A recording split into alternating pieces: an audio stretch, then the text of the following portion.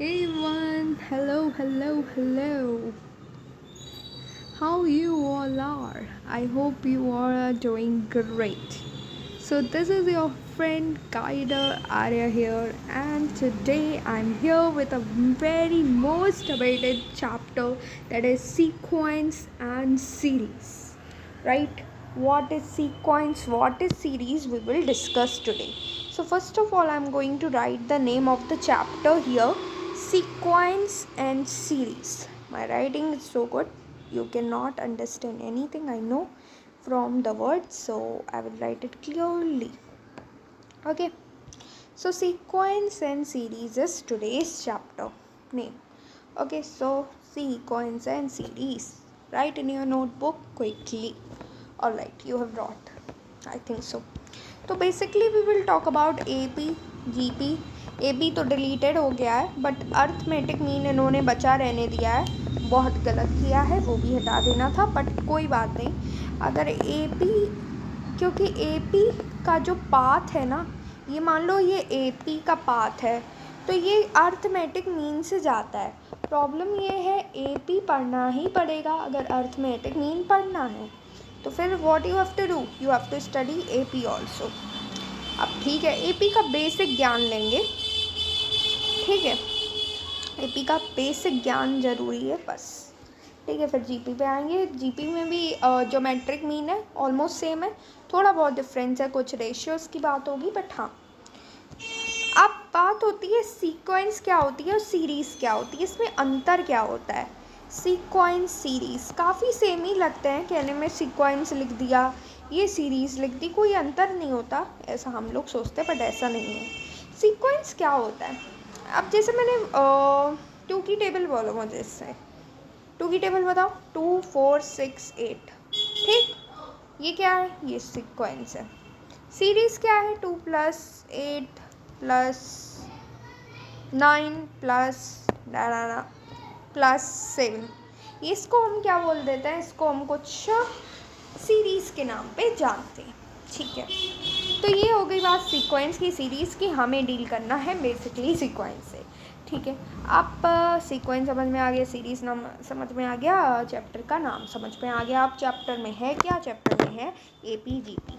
AP GP की question भी करेंगे हम. पहले तो AP GP को समझना इज़ वेरी इंपॉर्टेंट. तो first part we will going to with the road of AP. AP होता क्या है, AP कैसे समझे. 2 4 6 8. अगेन मैंने 2 की टेबल लिख दी है, but this time I am not talking about 2 की table, but I am going to talk about something else also. अब ये 2 की टेबल लिखी तो है मैंने. अब एक बात बताओ मुझे, इसको मैं AP के सेंस में क्या बोल सकता हूँ.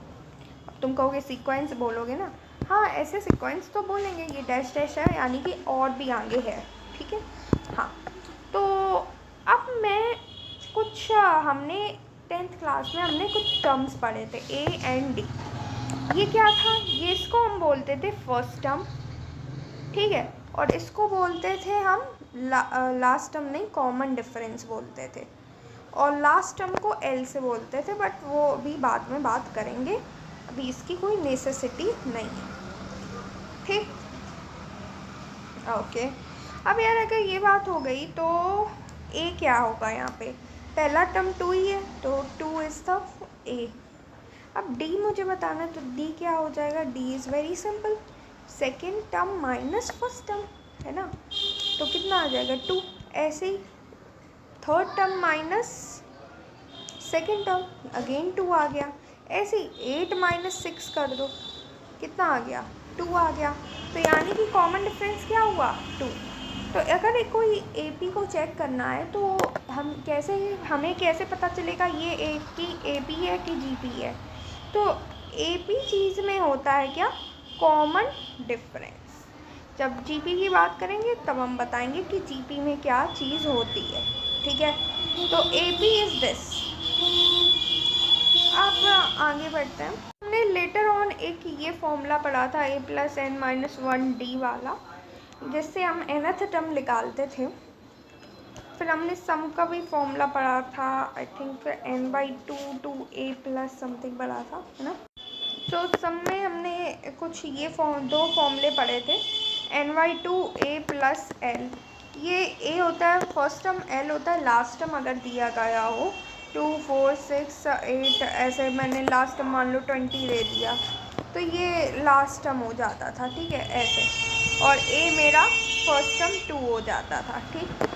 तो ये फॉर्मूला पुट करने से हमें सम पता चल जाता था। अगर मुझे फिर भी अब मुझे और कुछ जानना होता सम से, तो एक और फॉर्मूला होता था n/2a प्लस n-1d। काफ़ी सेम है प्लस n-1d के, बस the change comes here is, ये पूरा सेम है a प्लस n-1d। अगर हम यहाँ पे देखें a प्लस n-1d लिखा ही है, बस यहाँ पे n/2 और 2 को जोड़ दिया है, ठीक है। तो ये सम का फॉर्मूला हो जाता था अर्थमेटिक मीन में। But what we need to understand is we need to move on something else. Now this is the part which we have studied already. The new comes is arithmetic. What? Arithmetic. What you can think of this if we talk about arithmetic mean? So we are now going with something else, that is arithmetic mean. This is from here our main chapter is start. So what is arithmetic mean basically? Arithmetic mean is very simple. Arithmetic mean is what? If A and B or C are in AP, suppose I have a number like A and B. If these three numbers are in AP, then the middle one is known as to be as a arithmetic mean between A and B. Okay, so what I said, अगर हमारे पास ये तीन term है A और B, ठीक है, तो ये बीच वाला टर्म क्या होगा? बीच वाला टर्म होगा A, जिसको हम अर्थमेटिक मीन बोलेंगे, ठीक है। तो अर्थमेटिक मीन क्या? एक इसके वाला और इसके वाले के बीच में जो भी टर्म आ जाएगा उसको हम बोले, मान लो 4 आ गए टर्म, तब क्या बोलोगे? C और D, मान लो CD आ गए टर्म, तो अब ये दोनों टर्म क्या कहलाएंगे? अर्थमेटिक मीन कहलाएंगे, ठीक है। दो टर्म के बीच में जो आ जाता है, मतलब नंबर्स आ जाता है, उसको हम बोल देते हैं arithmetic mean. Proper define is if A, B are in AP, then we can say, अगर ये AP में है तभी ये कंडीशन अप्लाई होगी, then we can say that A is the arithmetic mean between A and B. Okay. Now there was one formula also. First of all, this you have to understand what is arithmetic mean. अगर तीन number है हमारे पास, मान लो A, B and C, तो यहाँ पे दो number के बीच में, ये वाला दो नंबर के बीच में C आ रहा है, ठीक है, तो ये C क्या हो जाएगा? अर्थमेटिक मीन हो जाएगा between A and B. Okay, अगर ये ऐसी बात है, then what I can say, I can just derive something. There was a formula of finding arithmetic mean, that is A plus B by 2. So arithmetic mean निकालने के लिए we have a formula that is A plus B by 2. Now how we can apply? अब मान लो मेरे पास A, B are the two given numbers, ठीक है। मेरे पास तीन नंबर है A, B, ठीक। तो मेरे पास तीन नंबर है अभी, और ये A, B मुझे नंबर दिए गए हैं, ठीक है। और लेट A, ये बड़ा वाला जो A है, इसको हम अर्थमेटिक मीन बोलेंगे बिटवीन A एंड B। तब हम क्या बोल सकते हैं? और इस चीज़ को तुम्हें AP में मानना होगा, ठीक है। तो ये चीज़ क्या है? ये AP में है। अब अगर ये AP में है तो हम इसको चेक कैसे करते थे? हमें पता है कि ये A, अच्छा, तो ये A माइनस A, तो AP ऐसे तुम निकालते थे second term minus first term. तो यहाँ पे सेकेंड टर्म कौन है? A, तो A माइनस A मैंने पता कर लिया, is equal to B minus A। Agreed? Okay, now what I can do? Now tell me what I can do. I can do one thing. What is that? अगर मैं इसको एक side ले आऊँ, इस माइनस ए को इस तरफ ले आऊँ, और ये तो मेरे पास बी है कि नहीं है? ये तो बी है ना भाई, ये बी माइनस ए किया है हमने। ये बात तुम्हें समझ में आ गई कि बी और ए मैंने क्यों किया, ठीक है। तो बी माइनस ए से यहाँ से चीज़ें क्लियर हो गई, ठीक है। तो यार मैंने इस ए को इधर पटका आके, ठीक है, ये नेगेटिव में मैंने सोचा कि यार साथ ले आए, मुझे मीन का फॉर्मूला निकालना है। मेरे दिमाग में क्या चल रहा, मुझे मीन का फॉर्मूला निकालना है। मीन मतलब कैपिटल ए, ठीक है। तो कैपिटल ए को मैंने इक्वल की साइड लाया। अब मैं ये बचे फुचे को इधर ऐसे लिख दिया। एग्रीड, कोई दिक्कत की नहीं, ठीक है, कोई दिक्कत नहीं है, ओके। या तुम लोग कहो तो इसको अगर हमें प्रॉपर फॉर्मूला जो मैंने बताया है ये वाला अगर मुझे बनाना है तो मैं a प्लस बी अपॉन 2 लिखूँगा, क्योंकि कुछ फ़र्क नहीं पड़ना कि मैं b बाद में डालूँ आगे डालूँ, डजेंट मैटर, ठीक है। मैंने ऐसे लिख दिया। तो मेरे पास ये 2a is equals to a plus b upon 2 आ गया, है ना। अरे सॉरी, ये 2 क्यों मैंने ऐड कर दिया, सॉरी बाई मिस्टेक, ठीक है। ये a प्लस बी आ गया। मैंने जब इसको इधर पटका a को, ठीक है, मैंने इस साइड लाई तो ये पॉजिटिव में हो गया, ठीक है। अब मैंने इतना बता दिया तो अब बस, अब कुछ बचा ही नहीं है। ये a प्लस बी आ गया। अब तुझको a चाहिए तो a प्लस बी, ये 2 मल्टीप्लाई में, इधर आके डिवाइड में, डिवाइड बाई 2, ये हो गया तुम्हारा फॉर्मूला डराइव, ख़त्म। बस इतना ही था। ये क्या था, ये तो अर्थमेटिक मीन था, ठीक है। डेरिवेशन हो गई, ठीक। सीक्वेंस समझ में आ गई, सीरीज समझ में आ गई, एपी के कुछ फॉर्मूले समझ में आ गए, डिफरेंस कैसे निकालते हैं ये बेसिकली। तो एपी आ नहीं रही है तो मैं आई हैव नो, तो मैं उसमें घुसना पसंद नहीं करूँगा, ठीक है। जो आ रहा है वो देखते हैं। Arithmetic mean is coming, so we have to just see to that, ठीक है। अर्थमेटिक मीन में ये चीज़ें समझ में आ गई होंगी। तो मैं एक और बार सम अप कर दे रही, क्या किया क्या नहीं किया। हमारे पास 3 नंबर थे, बीच वाले को हमने ए बोला जो कि अर्थमेटिक मीन होता है, बताया हुई है। और ACD ऐसे मैंने अर्थमेटिक मीन के बारे में भी बताया, काफ़ी लंबा चला। फॉर्मूला ये होता है अर्थमेटिक मीन का, और अर्थमेटिक मीन ड्राइव करने के लिए मैंने AP का आना ऐसे करके मैंने पूरे को लिख लिया। ये कॉमन डिफरेंस के तौर पे लिखा। अब फिर इसको इन द सेंस मैं ये ड्राइव कर पाऊँ, इसलिए मैंने ऐसे किया, ठीक है। I think clarity is there, ठीक। अब आगे बढ़ रहे हैं, और भी अच्छे से समझ में आएगा जब हम क्वेश्चंस करेंगे, ठीक है। तो अब क्वेश्चंस करते हैं। देखो क्वेश्चंस कैसे करेंगे, find the arithmetic mean between. अब यार मुझे AM फाइंड करना है, किसके बीच में फाइंड करना है वो देख लेते हैं। 14 एंड -6 के बीच में। अच्छा बताओ फॉर्मूला क्या होता है, तुम्हें पता है formula a plus b by 2 होता है। अच्छा, तो अगर मुझे इनके बीच में फाइंड करना है अर्थमेटिक मीन, मुझे ये फॉर्मूला पता है, तो ये मेरा a, ये मेरा b, ठीक। यार नंबर सी तो दिए गए, मुझसे क्या किया गया है, find the arithmetic mean between 14 and -6। तो मुझे फॉर्मूला ये देख के मुझे ये फॉर्मूला याद आता है। कौन सा formula, a is equals to a plus b by 2, जो हमने अभी ड्राइव किया, ठीक है। अब a क्या है 14, प्लस b क्या है -6, लिख दो, डिवाइड बाई 2, ये प्लस का साइन है,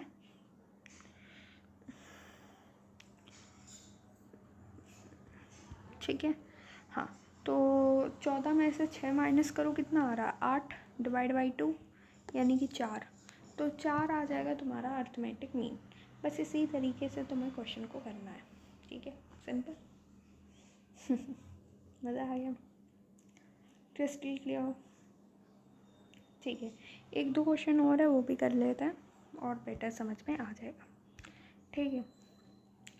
तो मैं चाहूँ तो बहुत सारे क्वेश्चन करा दूँ, but video will be so long, ठीक है। तो अच्छा कर लेते हैं क्वेश्चन। सो एक और क्वेश्चन है a minus b and a plus b. अच्छा अगर हम ये बताओ ये कैसे सॉल्व करेंगे। हाँ, सेम तुम्हें अर्थमेटिक मीन निकालना है इनके बीच में, तो इसको a मान इसको b मान, कैसे लिखेगा अर्थमेटिक मीन को। अर्थमेटिक मीन को कोई जादू का थोड़ी ना है, फॉर्मूला लगाएंगे a is equals to a plus b upon 2। अब a क्या है a माइनस बी, प्लस का साइन लगा क्योंकि यहाँ पे लगा है, लगा दिया, और a प्लस बी इसको मैंने ब्रैकेट में लिखा, वैसे तो कुछ चेंज नहीं आएगा बट हाँ फिर भी मैंने अपने सेटिस्फिकेशन के लिए लिख दिया। ठीक है, इसको पूरे को सॉल्व करके ये आ गया, ब्रैकेट वगैरह को सब हटा बना के ये आ गया। ठीक है, अब कुछ हो सकता है, b कट हो सकता है 2a/2। ठीक है, b कट हो गया तो ये आ गया, 2 कट हो गया, फिर a आ जाएगा, तो यानी कि अर्थमेटिक मीन हमारे पास a आएगा। ठीक है, ख़त्म, यही था। ठीक है, अब एक क्वेश्चन और करते हैं, यहाँ पे लिख लो VIP इस क्वेश्चन में, वेरी इंपॉर्टेंट प्रॉब्लम, VIP मतलब वेरी इंपॉर्टेंट प्रॉब्लम। ठीक है, आगे बढ़ते हैं, क्वेश्चन को बढ़ते हैं। इफ़ क्वेश्चन है, if a raise to the power n plus b raise to the power n divide by a raise to the power n-1 plus b raise to the power n-1 is the a arithmetic mean between a and b, then find the value of n। नहीं समझ में आया। देखो, question ने कहा कि अगर a raise to n plus b raise to n divide by a raise to n-1 plus b raise to power n-1 इस am, अगर ये अर्थमेटिक मीन है किसके बीच का, a एंड b के बीच का, तो तुम्हें n निकालना है, ये क्वेश्चन कह रहा है। तो देखो, क्वेश्चन ने साफ सीधे तुमसे कहा है कि ये एक अर्थमेटिक मीन है। क्वेश्चन तुमसे चिल्ला चिल्ला के ये बात कह रहा है। ठीक है, किसके बीच का है, a एंड b, यानी कि क्वेश्चन कह रहा है ये a+b/2 की फॉर्म में है। नहीं समझ पाए, देखो फिर से मैं चिल्ला के बताती हूँ।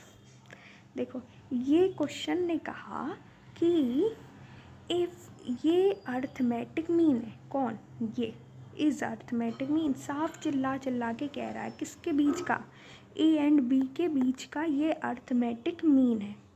ठीक, ओके, तो अगर ये अर्थमेटिक मीन है यानी कि ये a+b/2 की फॉर्म का है। ठीक है, तो ये अगर ये इसकी फॉर्म का है तो ये यानी कि इस ये जब मैंने सॉल्व किया होगा तब ये आया होगा कहीं, जब मैंने n की वैल्यू रखी होगी और इसको सॉल्व किया होगा तब जाके ये मुझे मिला होगा। ठीक है, ये क्वेश्चन कह रहा, तो इसलिए मैं इसको इक्वल इस a+b/2 के लिख सकता हूँ। एग्रीड, तो ये चीज़ को, फुल चीज़ को मैं इसके इक्वल लिख सकती हूँ। ठीक, अब इसको क्रॉस मल्टीप्लाई कर सकते हैं। ठीक है, इक्वल से तो मेरे दिमाग में यही चीज़ आ रही है, तो बस हम यही करेंगे। ठीक है, ये समझ में आ गया ये क्यों किया हमने। ठीक है, तो अब मैं क्या करूँगा, अब मैंने क्रॉस मल्टीप्लाई कर देना है, तो 2an plus 2bn is equal to a+b, फिर an-1 प्लस bn-1। ठीक, इसको ऐसे सॉल्व कर दो।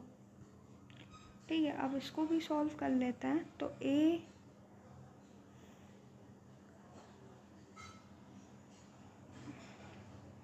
अब मैं इसको मल्टीप्लाई करूँगा। पहले इससे मल्टीप्लाई होगा a का, फिर इससे होगा, तो इसको अगर हम मल्टीप्लाई करें, देखो मल्टीप्लाई मैं कहाँ पे करूँ, मैं मल्टीप्लाई यहाँ पे कर रही। ठीक, तो मेरे पास क्या था, मुझे पहले मल्टीप्लाई किससे करना है, a और a raise to the power n से, तो a इंटू an-1। ठीक है, ओके, तो ये क्या हो गया, इसकी पावर 1 है तो a, और पावर मल्टीप्लाई जब सेम बेस होते हैं और मल्टीप्लाई में पावर होती हैं तब पावर ऐड हो जाती हैं, तो 1 प्लस n-1, तो 1 से 1 ये उड़ गया, तो a raise to the power n बचा, यानी कि इसको सॉल्व करने पे a raise to power n आएगा। अगला देखो, अब यहाँ पे तो कुछ हो नहीं सकता है क्योंकि a और ये b है तो पावर ही सेम नहीं है, तो उसको हमें a bn-1 लिख दिया। ठीक है, पावर तो मैं रखनी ही पड़ेगी, तो इसीलिए मैंने पावर को सेम लिख दिया, ठीक, प्लस अब ऐसे ही हमें ये वाला सॉल्व करना है। अब यहाँ पे फिर यहाँ पे, ठीक है, तो यहाँ पे पहले पे देखें तो बी ए लिखा है, तो बी ए से तो कुछ होना नहीं है, तो बी n-1 और ये a, ठीक है, plus b raise to the power n, क्योंकि ये सेम ही है। ये देखो यहाँ पे ध्यान दो, यहाँ पे ध्यान दो, जहाँ पे मैं येलो कर दी। तो अगर हम b को पकड़ें ये वाले को, तो ये यहाँ पे b है और यहाँ पे b है, तो अगर हम इसकी पावर और इसकी पावर को सॉल्व करेंगे तो हमारे पास v raise to the power n आएगा, ठीक है, एग्रीड। और इक्वल में चल रहा है क्या, 2an प्लस 2bn, ठीक है, यहाँ पे ये इक्वल में चल रहा है। Okay, now I am going to solve it, what I can do. अब हम सॉल्व ही कर सकते हैं इसको, और कुछ कर नहीं सकते, तो फिर वही करना पड़ेगा, तो करते हैं। देखो, तो what I can think of, जो मुझे समझ में आ रहा है according to me, I can do two things. What I can do is I'm just going to see this and this number, ठीक है, agreed. So what I just can see from this question is I'm going to see this number an plus bn plus an minus 1b plus bn-1a, ठीक है, और यहाँ पे 2 को अगर हम कॉमन ले लें, an प्लस bn बच जाएगा इज इक्वल टू, अब और कुछ हो नहीं सकता, we can not do anything, so we can do this thing, I think so. Okay, now what I can do is I can just have it as a cut, so what I got is this number only, ठीक है, एक number मिल रहा है, वो लिख देंगे, ठीक है। Sorry, I have did one mistake actually. I've just I have to remove this, so just excuse this step. Okay, what I'm going to do, मेरा इतना काम हो गया, अब मेरे को ये सोचना है, अगर मैं ये सब पूरा खाली कर दूँगी तो फिर मेरे पास साइड ही नहीं बचेगी, इसलिए वो स्टेप गलत हो जाता। वैसे mathematically it is right, but we can not do this, ठीक है। So what I am going to do is I have 2a की पावर n प्लस 2b की पावर n, इसको मैं इधर पटकूँगा, ठीक है, इस a को इधर पटका तो a raise to the power n, इस प्लस b को इधर पटका तो bn आ गया। अब बचे फुचे को लिख लो, an-1b प्लस bn-1a, ठीक है। अब मैंने क्या करना है, मैंने को कुछ नहीं करना है, यहाँ पे 2a 2b a raise to the power और bn raise to the power n है, ठीक है। अब मैं क्या करूँगा, अगर मैं इसको माइनस करूँ तो मेरे पास a raise to n plus b raise to the power n आ जाएगा, ठीक है। तो कितना आ गया मेरे पास इस साइड पे an प्लस, वो तो कॉपी, ये चीज़ कॉपी कर दी बिल्कुल, ठीक है, कॉपी पेस्ट कर देना इस चीज़ को, ठीक है। अभी कुछ चेंज नहीं किया, बस हमने इधर वो चीज़ परफॉर्म करी। अब यहाँ पे ध्यान से क्वेश्चन को देखो, अब हमें क्वेश्चन पे समझना है, बस बेसिक चीज़ अब हो गई है। अब चीज़ क्या हमें करनी है, हमें ये करना है कि अगर हम इस साइड पे ध्यान से देखें, तो अगर मैं इस a के टर्म्स को एक साथ ले आऊँ और b के टर्म्स को एक साथ ले आऊँ, तो हम इसको कुछ कर सकते हैं। मतलब देखो, पहले मैंने क्या किया, a raise to the power n ये लिखा था, अब यहाँ पे मुझे a raise to the power n ले आया, तो मैं यहाँ पे इसको ये ऐसे लिख दिया। अब मैं b raise to the power n जो है मेरे पास इस साइड, उसको लिखा, और ये जो प्लस में था इसको इस साइड आके ये minus b raise to the power n हो गया, एग्रीड, ठीक है। अब मैंने सोचा कि मैं इसको कॉमन ले लूँ, क्यों ले लूँ, क्योंकि अब तुम सोच रहे होगे मैं कॉमन किसको लूँ। मैंने कहा कि तुम कॉमन लोगे a⁻n−1 की पावर को, ठीक है।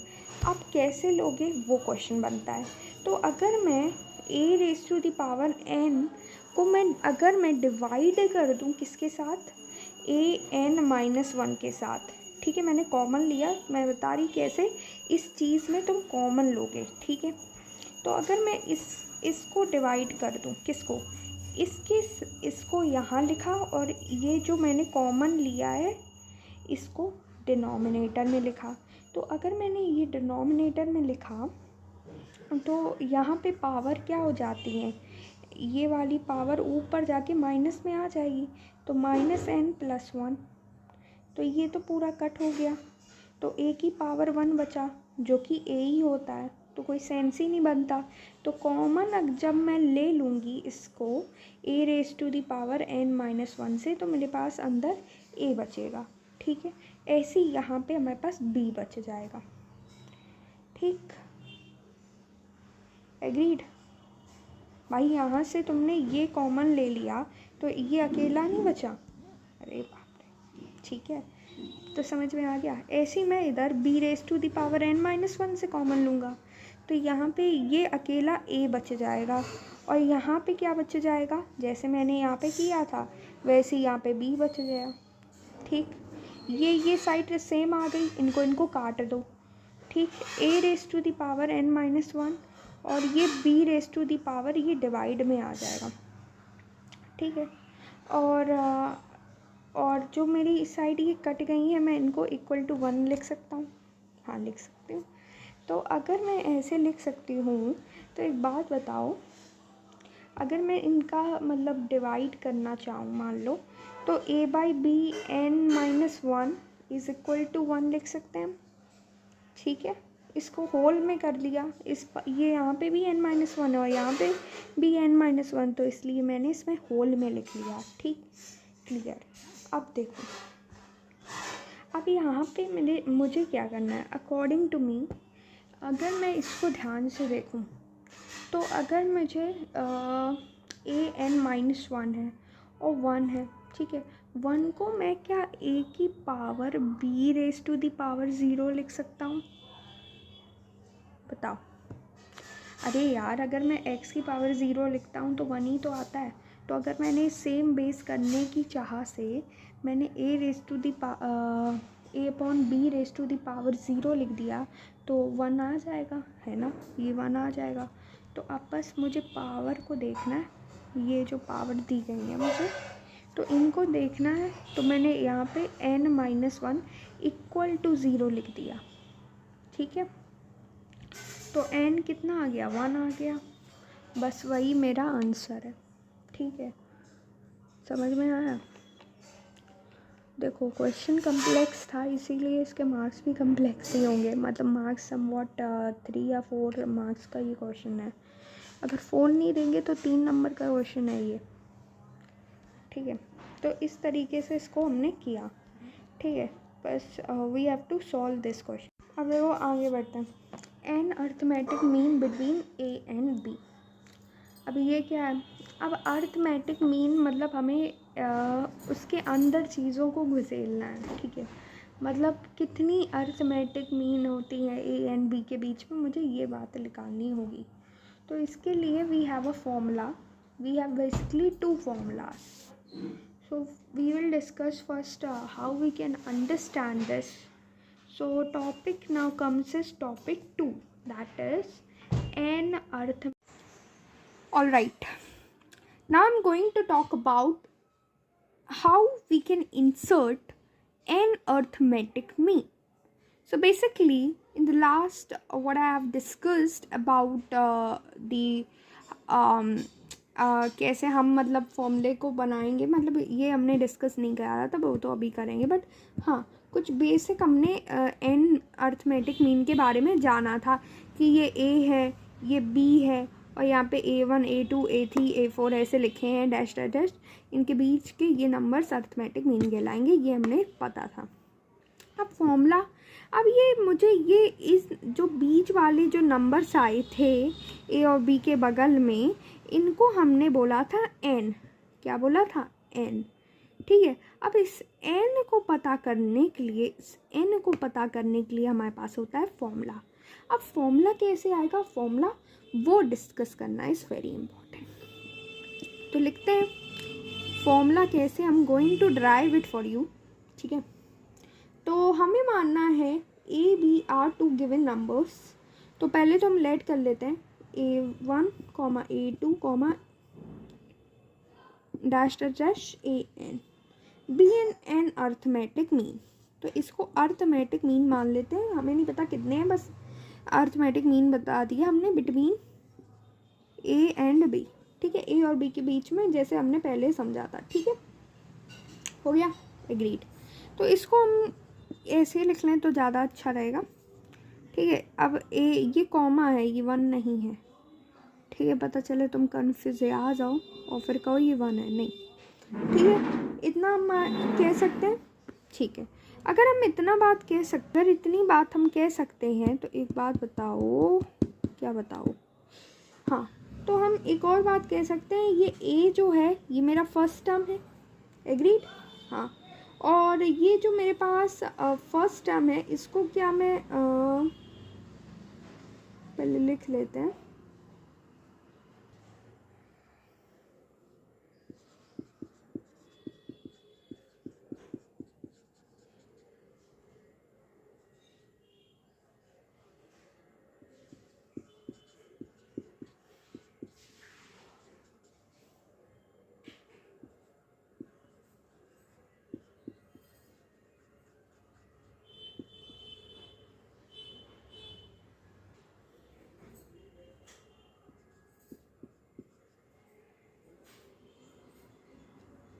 Okay. So what I did is very easy, ये AP होती है, ठीक है, इसको हमने AP में कहा था ना पहले, ठीक है। अब अगर मैंने ये AP में माना है तो A मेरी फर्स्ट टर्म हो गई, B मेरी लास्ट टर्म हो गई, और नंबर ऑफ टर्म्स इनके मतलब कितने होंगे, N+2 टर्म्स होंगे, ठीक है। कितने होंगे, N+2 टर्म्स हो जाएंगे, ठीक है। और कॉमन डिफरेंस को हम D मान लेते हैं, ठीक है, एग्रीड, ओके। तो अगर मैं कॉमन डिफरेंस को D मान लूँ,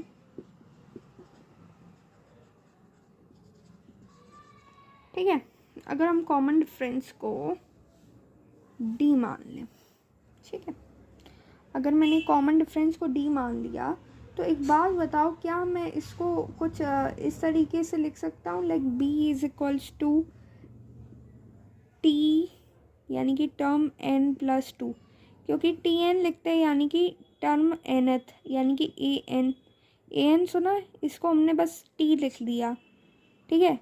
अब आजकल हम A की जगह हम T डालेंगे, इसका मतलब होता है टर्म। तो A nth लिखते थे, तो टर्म nth की जगह N की वैल्यू मेरे पास है N+2, तो नंबर ऑफ टर्म्स मुझे गिवन है N+2 है, इसलिए मैंने ऐसे लिख दिया, ठीक है। B इज इक्वल्स टू मैंने ये लिखा है, ठीक है, हम डिराइव कर रहे हैं तो इसलिए हमने ऐसे करना है। तो B इज इक्वल्स टू अगर ऐसे, तो A+N-1 D वाला फॉर्मूला लगाया, तो N यहाँ पे N+2 है, -1 और D, तो यहाँ पे क्या हो जाएगा, N-1 आ जाएगा, एग्रीड, सॉरी N+1 आ जाएगा इसको करने के बाद, ठीक है, हाँ। तो ये तो हमारे पास ये चीज़ आ गई, ठीक है। तो B के बराबर तो ये आ रहा है। अब हमें क्या करना है, हमें तो कुछ और चाहिए, मतलब क्या, मतलब सिंपल सा है कि मुझे D चाहिए, ठीक है। अब D चाहिए तो अब मुझे इससे मतलब नहीं है, मुझे D से मतलब होना चाहिए, तो D इज इक्वल्स टू, ठीक है, D is equals to what I can, ये पूरा इम्प्ली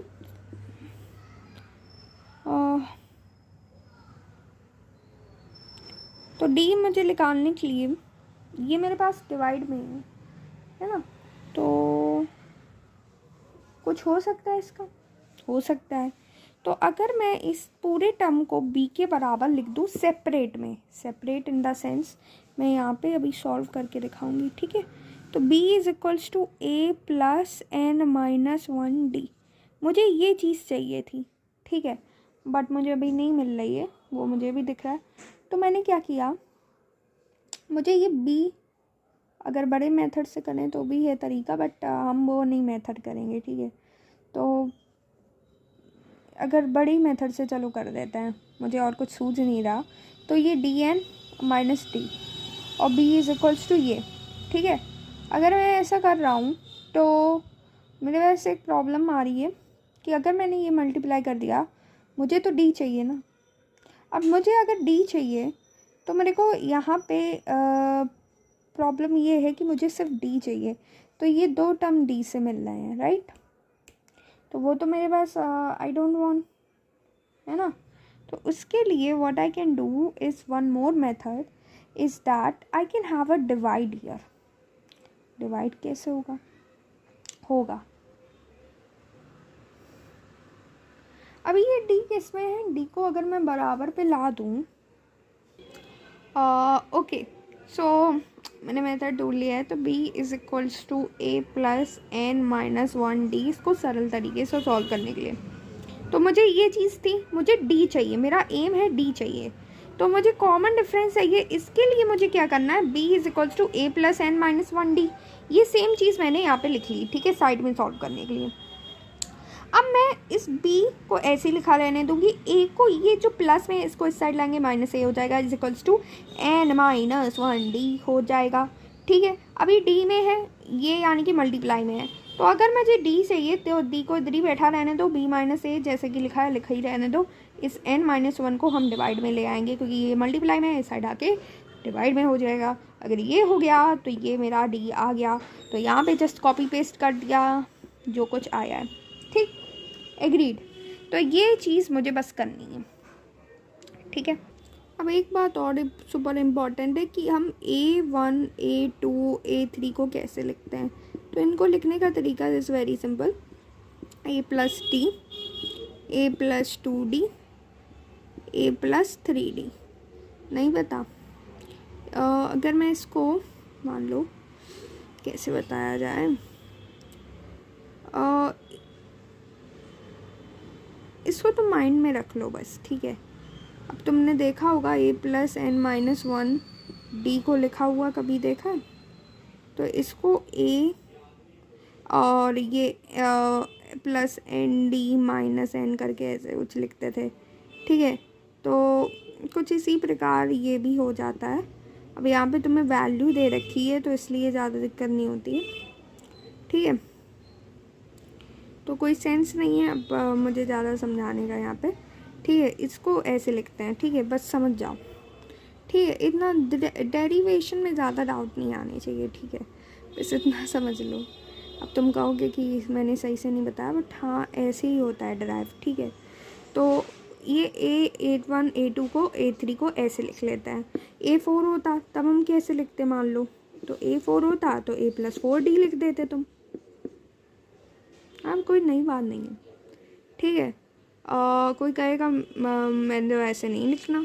अब तुम सोचे होगे मैंने सही से एक्सप्लेन नहीं किया, फिर भी मैं कर दे रही अपनी सेटिस्फिकेशन के लिए, ठीक है। a plus n minus 1d, ठीक है, ये फॉर्मूला तुम पढ़े हो, ठीक है। मैंने कहा a की पावर 2 मतलब a n की पावर 2, मतलब पावर नहीं, मतलब a 2th टर्म निकालनी है। हाँ तो बस यही बता रही थी कि मैंने क्यों ऐसे किया, ये चीज़ अलग है, या इस चीज़ से और इस चीज़ को रिलेट मत करो। ये कैपिटल ए की बात करी थी मैंने अभी, और ये छोटा ए था, छोटे ए के लिए हम ये चीज़ लगा देते थे, बट अब उसका यूज़ नहीं है, इसको दिमाग में रख ही लो। अब तुम कहोगे A99 दिया जाए तो अब क्या करें, तब कुछ मत करना यार, ए प्लस 99d कर देना, इतना करने में कुछ आ रहा नहीं जा रहा ना, बस इतना, ये चीज़ों को हमें माइंड में रख लेना है, ठीक है। ये अर्थमेटिक मीन के लिए, only applied for arithmetic mean, ठीक।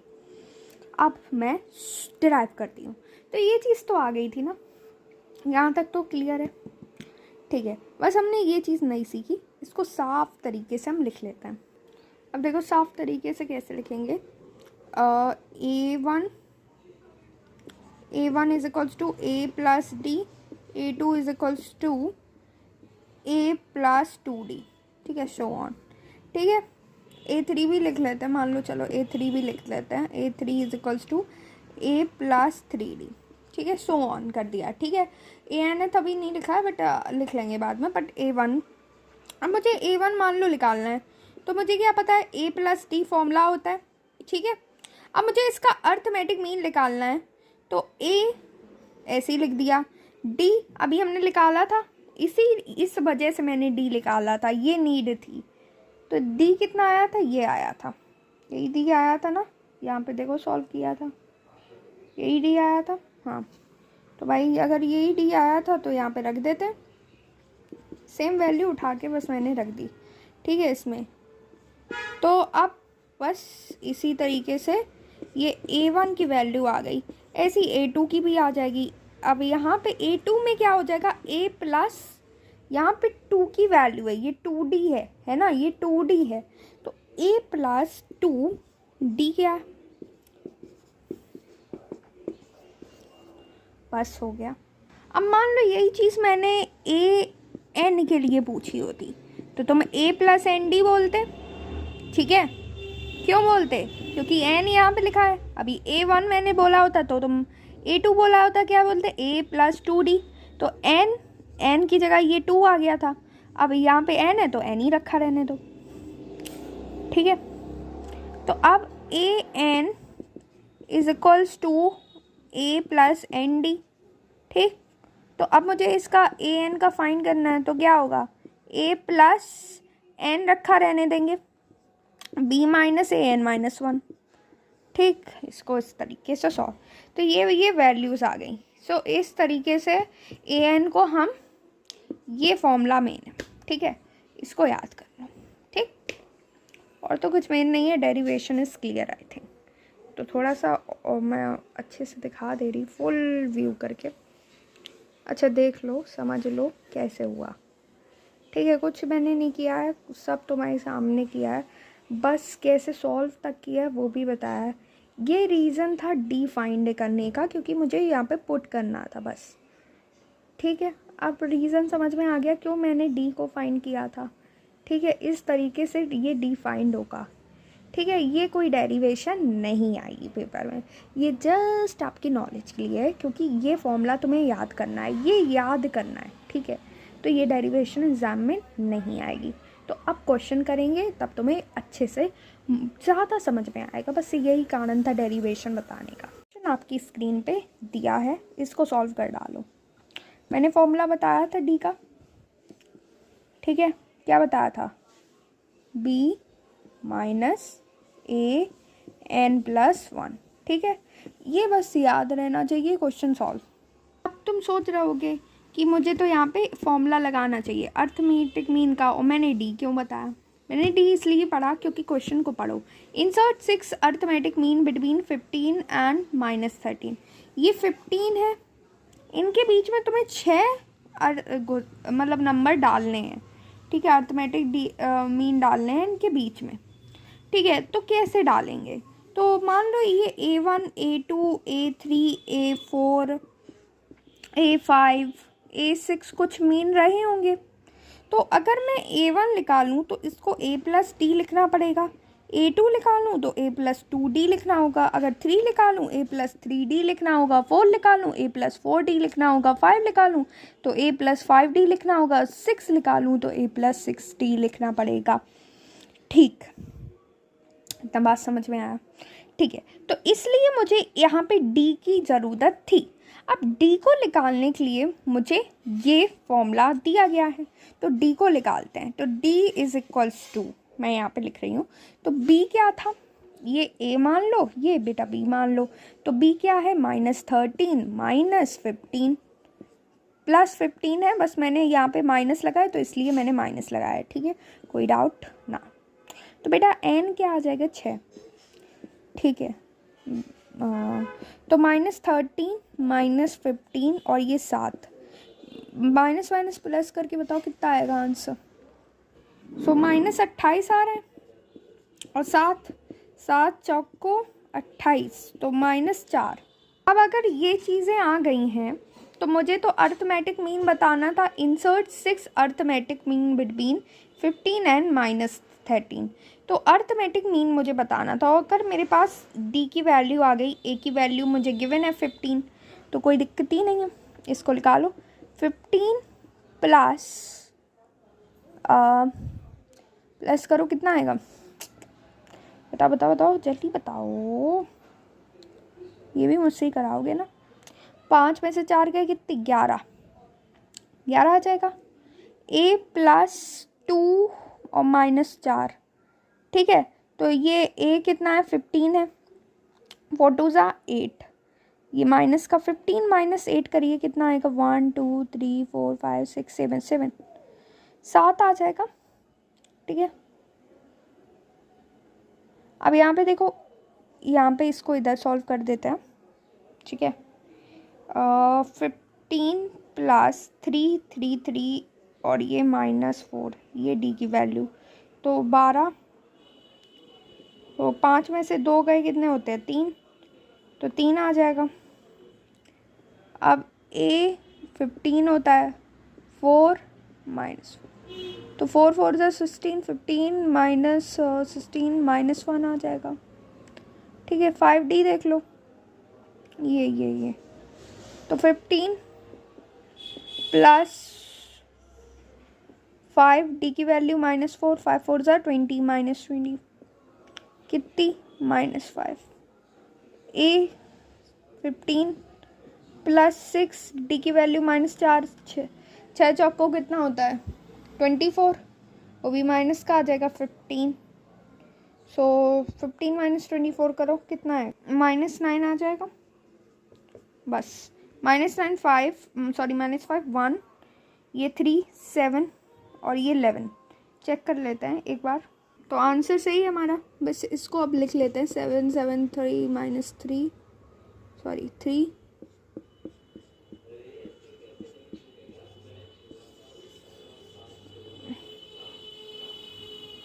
ठीक है।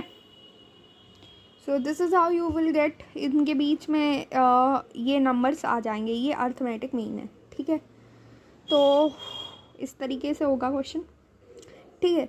अब यार प्रूफ दैट वाले क्वेश्चन भी इम्पॉर्टेंट है। अब तुम्हारा काम ये है कि तुम्हें कोई एक्स्ट्रा बुक लेके तुम्हें सॉल्व करना होगा क्वेश्चन को, ठीक है। जितने मैं करा सकती थी मैंने करा दिए, ठीक है। एक और क्वेश्चन कर लेते हैं। If m is the arithmetic mean are inserted between 1 and 31, तो 1 और 31 के बीच में, ये 1 है, ये 31 है, ठीक है। इनके बीच में मैंने m अर्थमेटिक मीन घुसेले हैं, मतलब बीच में मेरे को m अर्थमेटिक दी। अब तुमसे पहले बोलता था n अर्थमेटिक मीन, अब बोल दिया m अर्थमेटिक मीन, कोई अंतर नहीं है, ठीक। बस अब n का फॉर्मूला होता था, ठीक है, याद करो। अभी बस उसने नाम बदल दिया तो कुछ क्वेश्चन नहीं बदलेगा, ठीक है, बस वही चीज़ कह रहा है। So that the ratio of, क्या लिखा है बुक में, एक बार मैं सही से देख लूँ, एक second. Show that the ratio of the 7th and -1th mean is, मतलब क्वेश्चन ने कहा क्या है ये समझो।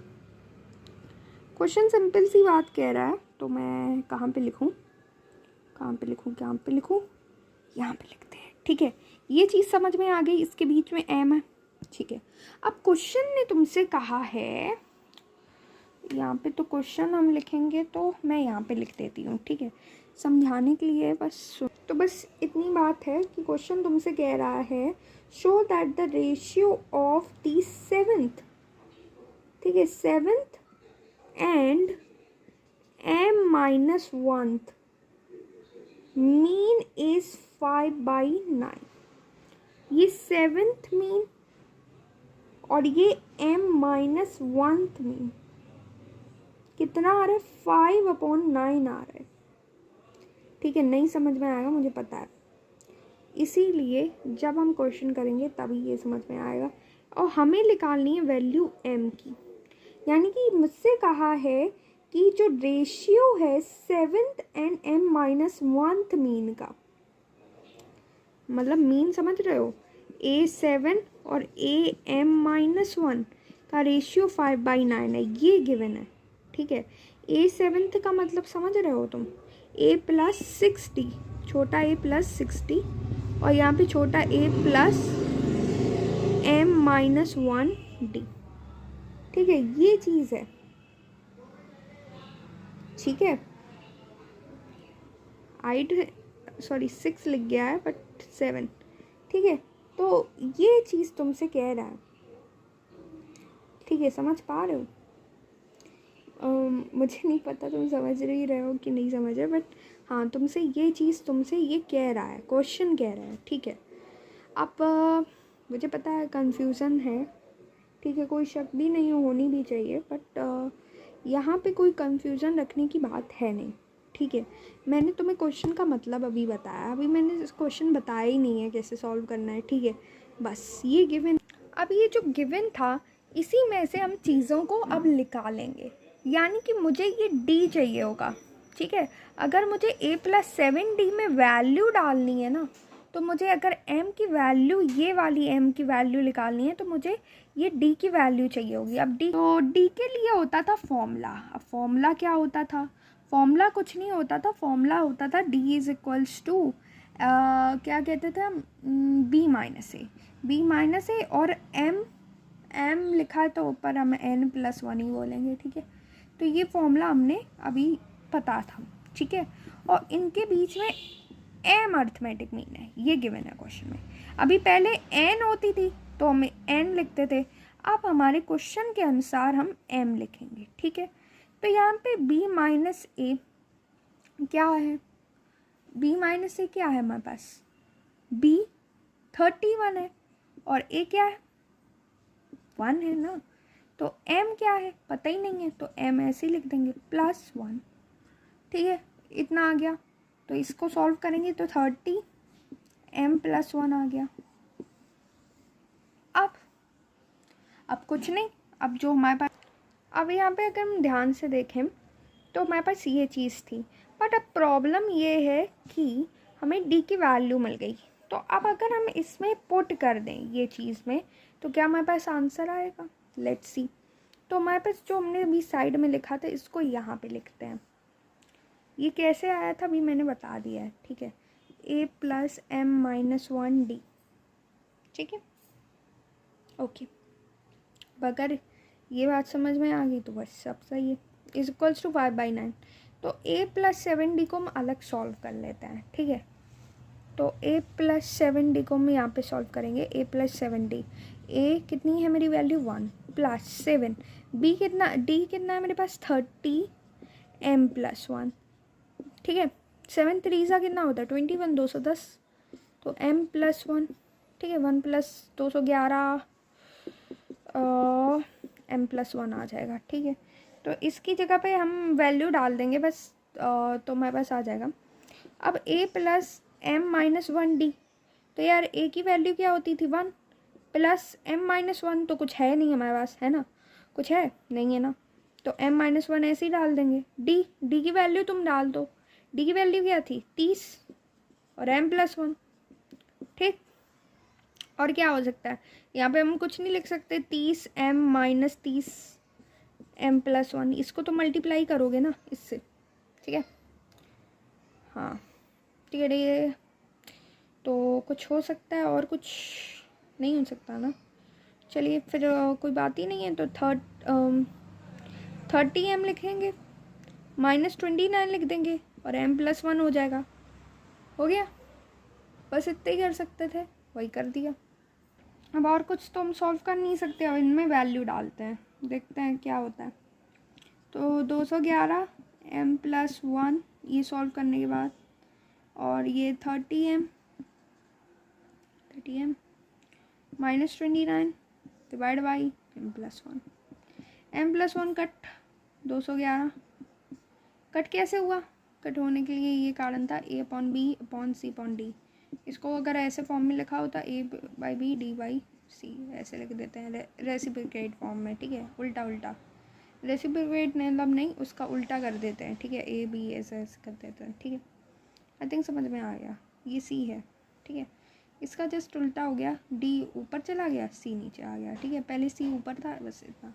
ठीक है, इसी वजह से हमने ऐसे ही ये कट हो जाएगा। ठीक है, 30m minus 29 is equal to 5/9। ये तो गिवन था ना, गिवन था ना, ये देखो गिवन गिवन। अब अगर ये गिवन था तो कुछ हो सकता है, हाँ हो सकता है ना, इससे मल्टीप्लाई कर दो। ठीक है, इनको इनको मल्टीप्लाई, तो 9 एकम 9, 9 एकम 9, 9 दूनी 18, 5 30m माइनस 29।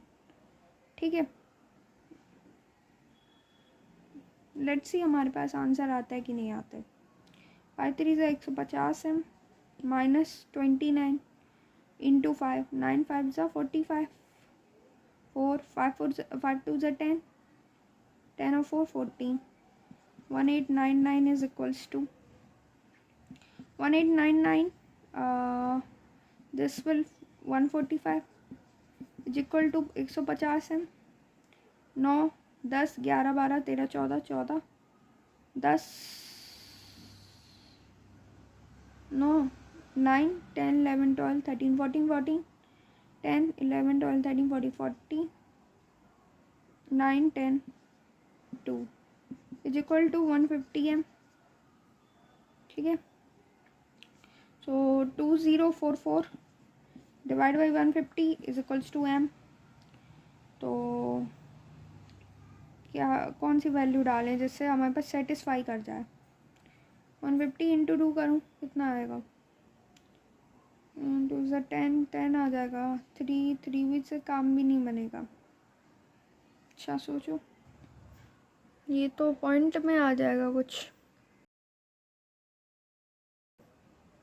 कहाँ पे हुई है? अच्छा, अगर गलती हुई है तो फिर देखना पड़ेगा। देखो मैं देख के बता रहा, देखो कहाँ पे गलती है वो देखते हैं। पहले फर्स्ट स्टेप पे चलो, डी सही है, ये वाला स्टेप देखते हैं। 31 माइनस 30 +1 ये पूरा सही है। ठीक है, यानी कि डी की वैल्यू सही आई है। ठीक है, ये तो डी की वैल्यू थी, अब डी की वैल्यू सही आई है। a + 7d, इसको ऐसे ही लिखते थे, ये am-1 d। ठीक है, हाँ ये भी सही लिखा है। ठीक है, अगर ये सही लिखा है तो आगे देखते हैं। देखो गलती यहाँ पे हुई है, गलती ये हुई है कि हमने ये लिख दिया था ना। अब पहले मैं इसको साफ़ कर लूँ फिर गलती समझाऊँ। देखो काफ़ी मेरी मेहनत बर्बाद चली गई है। अब कोई बात ही नहीं, अगर गलती हुई है तो इससे तुम्हें सीखने को भी मिला होगा, मुझे भी मिला। ठीक है, फास्ट में मैं क्वेश्चन करती गई बट बेसिक गलती पे ध्यान नहीं दिया। चलो कोई बात नहीं। देखो a + m-1d, ये a है। ठीक है, तो यहाँ पे मैंने 1 लिख दिया प्लस m-1। ठीक है, d की वैल्यू क्या थी, वही चीज़ थी 30m + 1। ठीक है, अब इस चीज़ को मैं मल्टीप्लाई कर दूँ तो 30m-1 सॉरी 30 और m + 1, ये 1 प्लस रहा। ठीक है, ओके। अब यहाँ पे हमें LCM लेना होगा, ये गलती हुई थी। ठीक है, सॉल्व वक्त करते होते हमें LCM लेना होता था, प्लस साइड थी ना। तो m + 1 इज़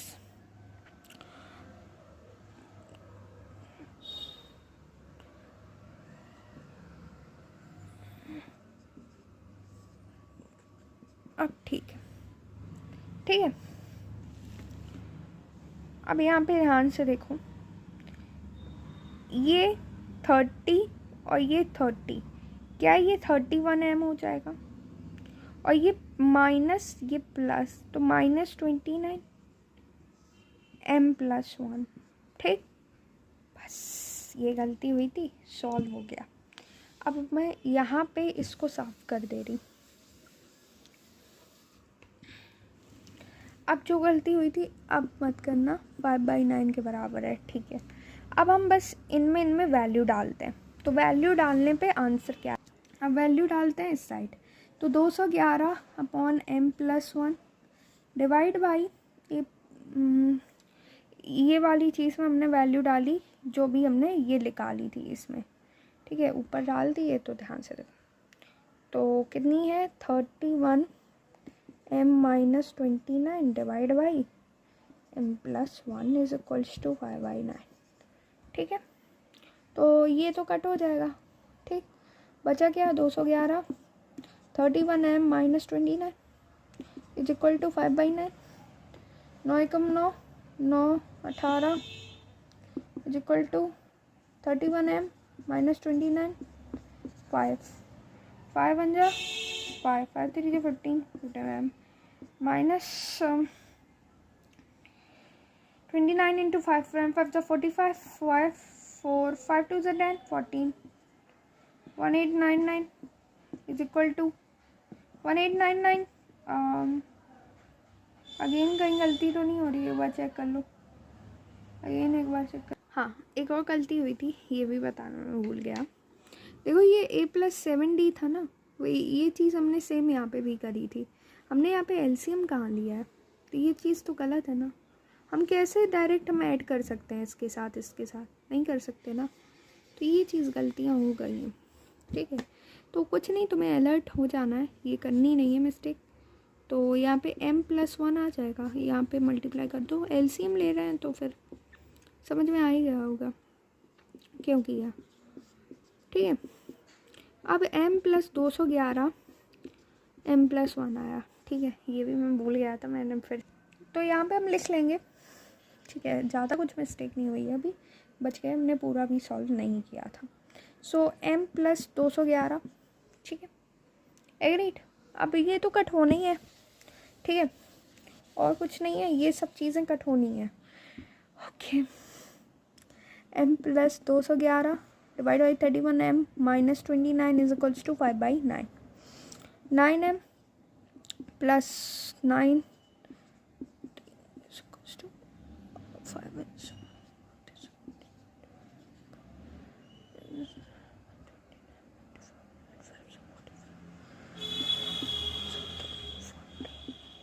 ठीक है, आ गया। तो इतनी बात समझ में आ गई, ठीक है। अब यहाँ पे मैं इसको इस साइड ले आती हूँ, m साइड को इसको इस साइड ले आती हूँ, तो 9m minus 155m is equals to minus 145 minus 899, ठीक है। तो इससे माइनस कर दो जल्दी से, तो 5 में से 9 जाएगा, यानी कि 15 में से 9 जाएगा, तो कितना बचता है 5, है ना। कितना बचेगा 6 6 6 6, तो 6 146 यानी कि आ जाएगा 146, वो भी माइनस का। अच्छा ये सॉल्व करो, प्लस करो, 9 10 11 12 13 14 14 10 14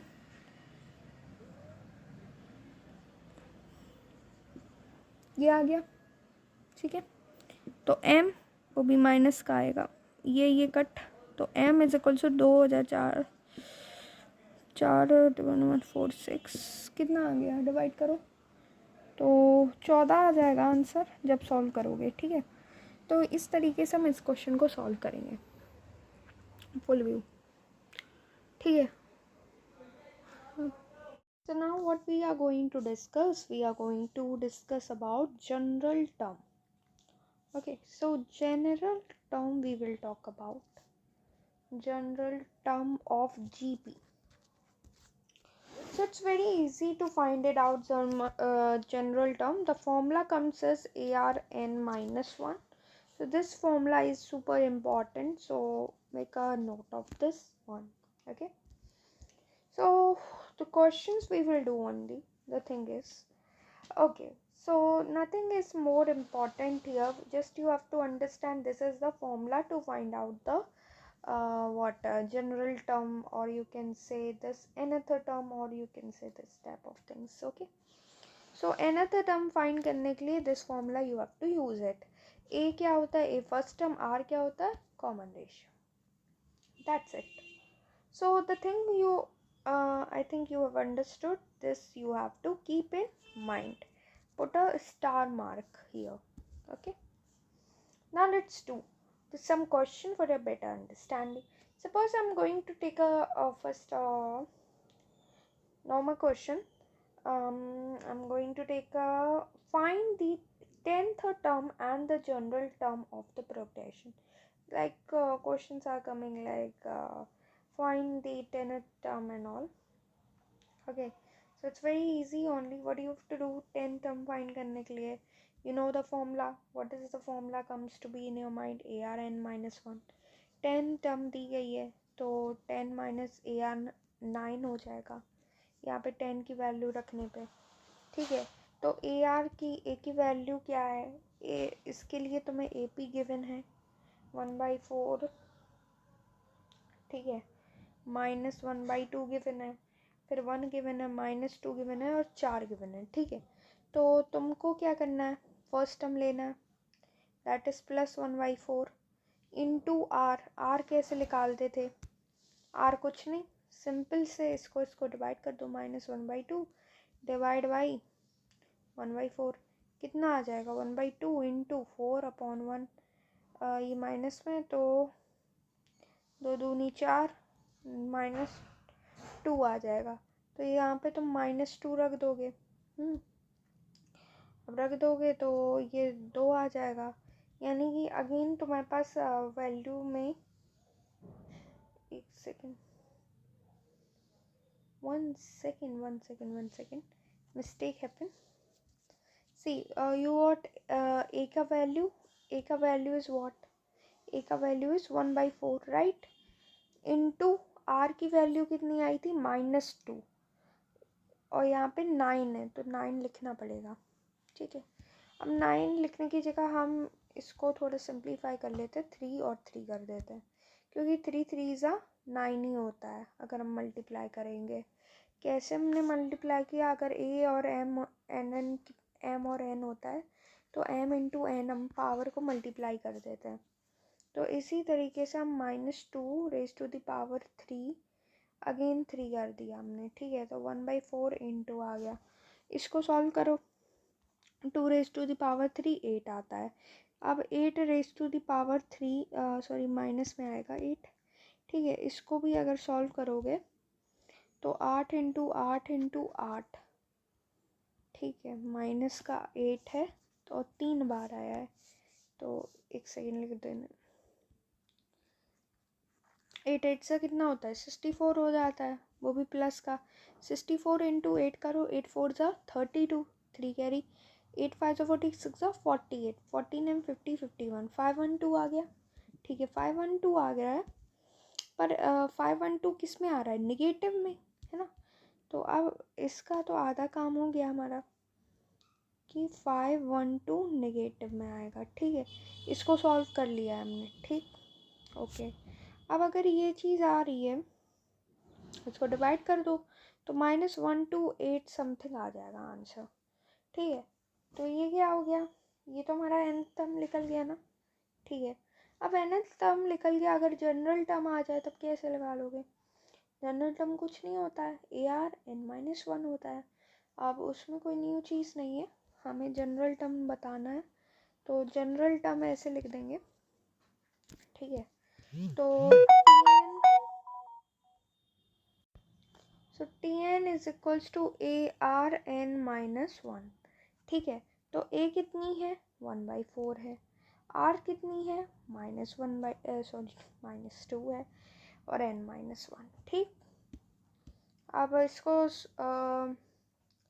क्या कर सकते हैं?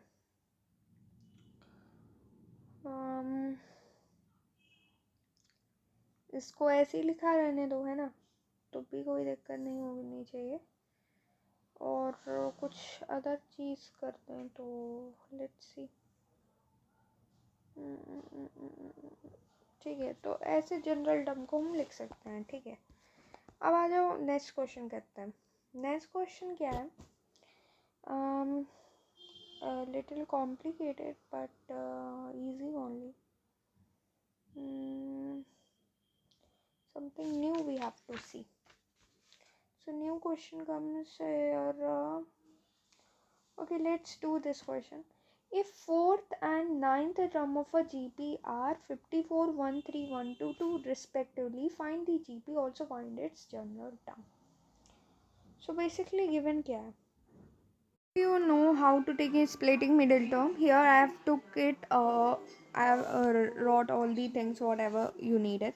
So now I'm going to take a common out. X plus 10 बच जाएगा और यहाँ पे कॉमन क्या आ जाएगा, 9 आ जाएगा और यहाँ पे हम x प्लस 10 कर सकते हैं यहाँ पे और माइनस कर दो, ठीक है। तो everything will become same, x plus 10 हो जाएगा और यहाँ पे x माइनस 9, इसको 0 से पुट कर दो तो 9 और यहाँ पे क्या हो जाएगा माइनस 10। तो 9 वाला आंसर सही होगा। हमारा आंसर आया नहीं आया क्योंकि 9 तो चलो ये आ गया हमारा, पर basically we required something else also, क्योंकि ये हमने लेट किया था। ये हमारे पास आया है किसकी वैल्यू, हमारे पास आई है x की वैल्यू 9, तो हमने x स्क्वायर क्या माना है, x स्क्वायर की वैल्यू क्या आएगी 3, यानी कि हमारे पास जो वैल्यू आई है ये आई है, ठीक है। तो what you have understood is clear. So now you can, in conclusion, you can write it as r is equals to 3 and r is equals to minus 3 also, क्योंकि ये प्लस माइनस में आएगी value. Out the question first. The new question I am going to solve. If the fourth and ninth term of a GP are 54, कहा गया है कि जो fourth term है और जो नाइन्थ टर्म है जीपी की, और फिर जीपी एक जीपी होगी, ठीक है, वो कितनी है 54 है और 1 3 1 2 2 है, ठीक है, रिस्पेक्टिवली लिखा है, ठीक है। अब आगे क्वेश्चन क्या कहता, क्वेश्चन कहता कि फाइंड द जीपी, ठीक है, तुमको जीपी निकालनी है और इसका जनरल टर्म निकालना है। तो बेसिकली इम्पोर्टेंट क्या है, जीपी निकालना। जीपी कैसे निकालते थे, जीपी के लिए रिक्वायरमेंट क्या है, मुझे टर्म्स चाहिए। अब टर्म्स चाहिए तो मुझे ए की वैल्यू चाहिए होगी, अब ए की वैल्यू चाहिए तो आर की वैल्यू चाहिए, ठीक है। अब मैं कुछ नहीं कर सकता, मैं इसी से चीज़ों को निकाल सकता हूँ। अभी मैंने बस एक फॉर्मूला पढ़ा है ARN-1 जो कि टर्म से डील करता है, ठीक है, यही फॉर्मूला है जो टर्म से डील करता है। तो यहाँ पे AR n नहीं लिखूँगी क्योंकि तुम्हें पता है AR4-1 3 होता है, तो मैं direct I will write it AR3 is equals to how much 54 और एक गिवन है AR9, तो 9 की जगह मैं 8 लिखूँगी, एक कम लिख देते हैं, ठीक है। बेसिकली बस इतना याद रखो, ठीक है, इतना हो गया। अब तुम क्या कह सकते हो, इसको देखने से हमें क्या लग रहा है कि मल्टीप्लाई करें, डिवाइड करें, सब्ट्रैक्ट करें, तो इससे ऐसे जब कुछ दिखे तब ऑलवेज समझ लो, मतलब मोस्ट ऑफ द केस हम क्या करते हैं, हम इसको डिवाइड करते हैं। तो AR³ और AR8 को हम डिवाइड कर सकते हैं, नहीं, हमें पता है सेकेंड टर्म जो बड़ी टर्म है उससे हम डिवाइड करते हैं, ठीक है, अदरवाइज ये पॉइंट में आ जाएगा आंसर, ठीक है। तो 1 2 2 डिवाइड बाई 54 कर दो, आंसर कितना आएगा, यहाँ पे 8 में से 3 गया, कितना हुआ 5, ठीक है, यहाँ पे ये पावर माइनस हो जाती है, मैंने बताया है, ठीक है, और यहाँ पे डिवाइड करोगे तो 243 आ जाएगा।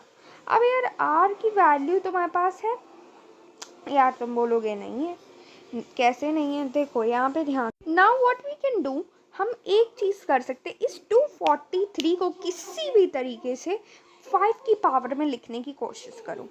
तो 5 की पावर में हम कैसे लिख सकते हैं, मैं 243 को PF करूँ। अब अगर हम इसके PF करें तो हमें 3 की पावर 5 मिल रहा है, 1 2 3 4 5, तो 3 कितने बार मिल रहा है, 5 बार मिल रहा है, तो 3 की पावर 5 लिख देंगे, ठीक है। तो यानी कि 2 से तो जाएगा नहीं ना, इसलिए मैंने 3 लिया है। तो r की पावर 5 इज इक्वल्स टू, जब 243 को हमने 3 की पावर 5 आया, अब यहाँ पे पावर सेम हो गई तो r कितना हो जाएगा, 3 हो जाएगा, ठीक है, ओके। अब अगर r 3 हो जाएगा, हमें फॉर्मूला क्या गिवन है, मेरे पास मुझे a निकालना है, r मुझे मिल गया। अब यार ऊपर वाला AR4 में 54 डाल दे, ठीक है, एक कोई इक्वेशन को पकड़, या तो फर्स्ट ये इक्वेशन पकड़ो या ये इक्वेशन, उसमें डाल दो ये वैल्यू, ठीक है, किसकी, आर की वैल्यू, ठीक है, जो तुम्हारी मर्जी हो वो इक्वेशन पकड़ के ठीक है, मैंने ये वाली मुझे शॉर्टेड लगी तो मैंने ये वाली पकड़ी है। ठीक है, तो आर की वैल्यू मुझे पता है क्या है, बताओ जल्दी जल्दी बताओ। ए आर 4 मत लिखो, इसको 3 लिखते हैं। ठीक है, एक कम हो जाएगा तो 3 की पावर 3 आ गया इज इक्वल्स टू 54। अब 3 की पावर 3 कितना होता है, 27 होता है। 27 ए इज इक्वल्स टू 54। ए कितना आ जाएगा, 2 आ जाएगा। ठीक है, अब यार हमें ए की वैल्यू मिल गई 2 और आर की वैल्यू 3। ठीक है, अब निकाल लो जीपी। तो जीपी क्या लिख लेगी, 2। अब इसमें हम 3 का मल्टीप्लाई करते जाएंगे। 6 2 ज़ा 12, सॉरी 6 3 ज़ा 18, तो सो ऑन ऐसे हमारी जीपी चलती जाएगी। ओके, अब हमें nth टर्म निकालना है। बेसिकली nth टर्म निकालने के लिए हमारे पास फॉर्मूला होता है TN(AR(n-1)। तो a है 2, r है 3, n-1, बस यही आपका आंसर हो गया। अच्छा, ये अपने लॉजिक से क्वेश्चन करना। एक और question, the first term of a GP is 1, a is equals to 1।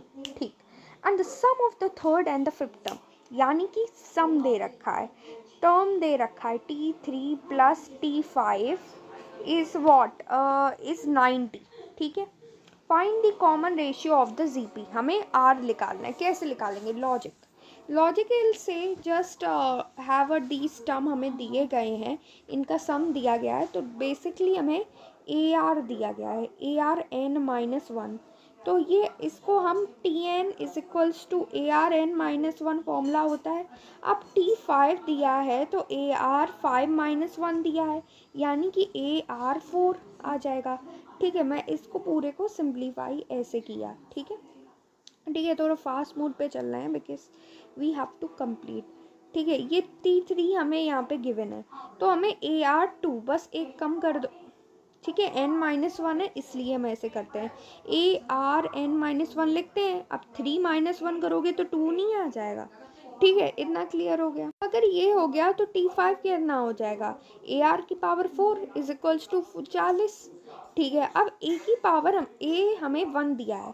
ठीक है, तो 1 रख देते हैं और आर स्क्वायर प्लस 1 आर की पावर 4 इज इक्वल्स टू 40। तो 1 से तो कोई लॉजिक नहीं लग रहा है, तो बस ऐसे हमने लिख दिया। ठीक, अब यहाँ पे आर सेम है हमारे पास। ठीक है, व्हाट यू अगेन। अब हम अगर इसको ध्यान से देखें तो ये स्प्लिटिंग मिडिल टर्म से हम सॉल्व कर सकते हैं। प्रॉब्लम इज आर की पावर 4, तो इस प्रॉब्लम को भगाने के लिए we can write it as R की power R square S T. तो इसको हम आर की पावर 4 को टी स्क्वायर लिख सकते हैं।